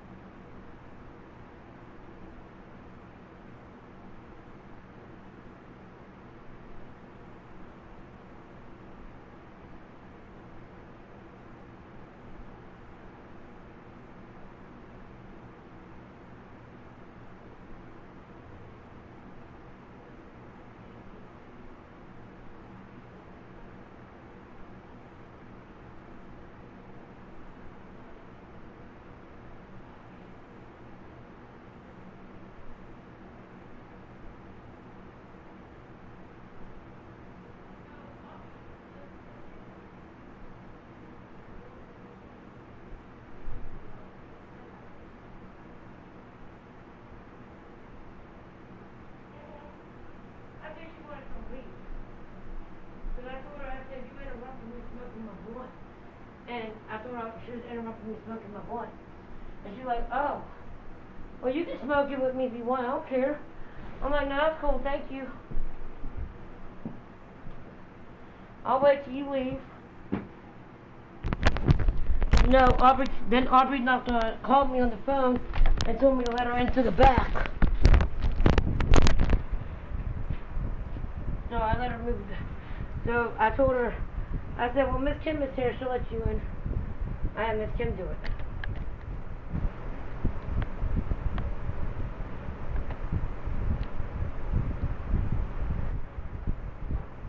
So now I'm going to be screwed with those cigarettes.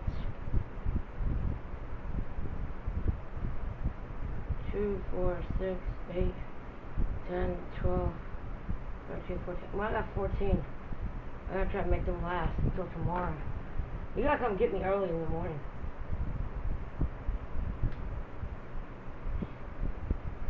Hello?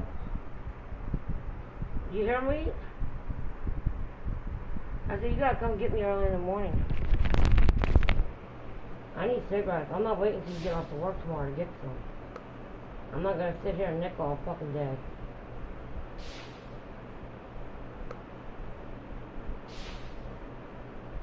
Man, I just wanna play wrestling. I don't wanna do all this shit. Yeah. Okay, cool. Thank you. Give me my shit now. Alright. I'm on my Rauw-Alejandro account. I gotta see if I can upgrade Glizzy. No, I can't do Glizzy. Glizzy's banned. I gotta see if I can upload my characters on my La Chica account. So I can download my characters. Cause I'm on my Rauw-Alejandro on wrestling. I mean, no, I can make these fucking characters. It's not like I never did it before.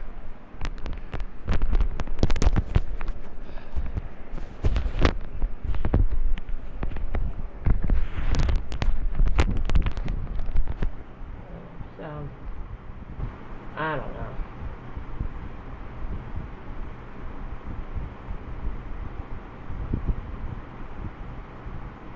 I'm gonna get back on my La Chica account.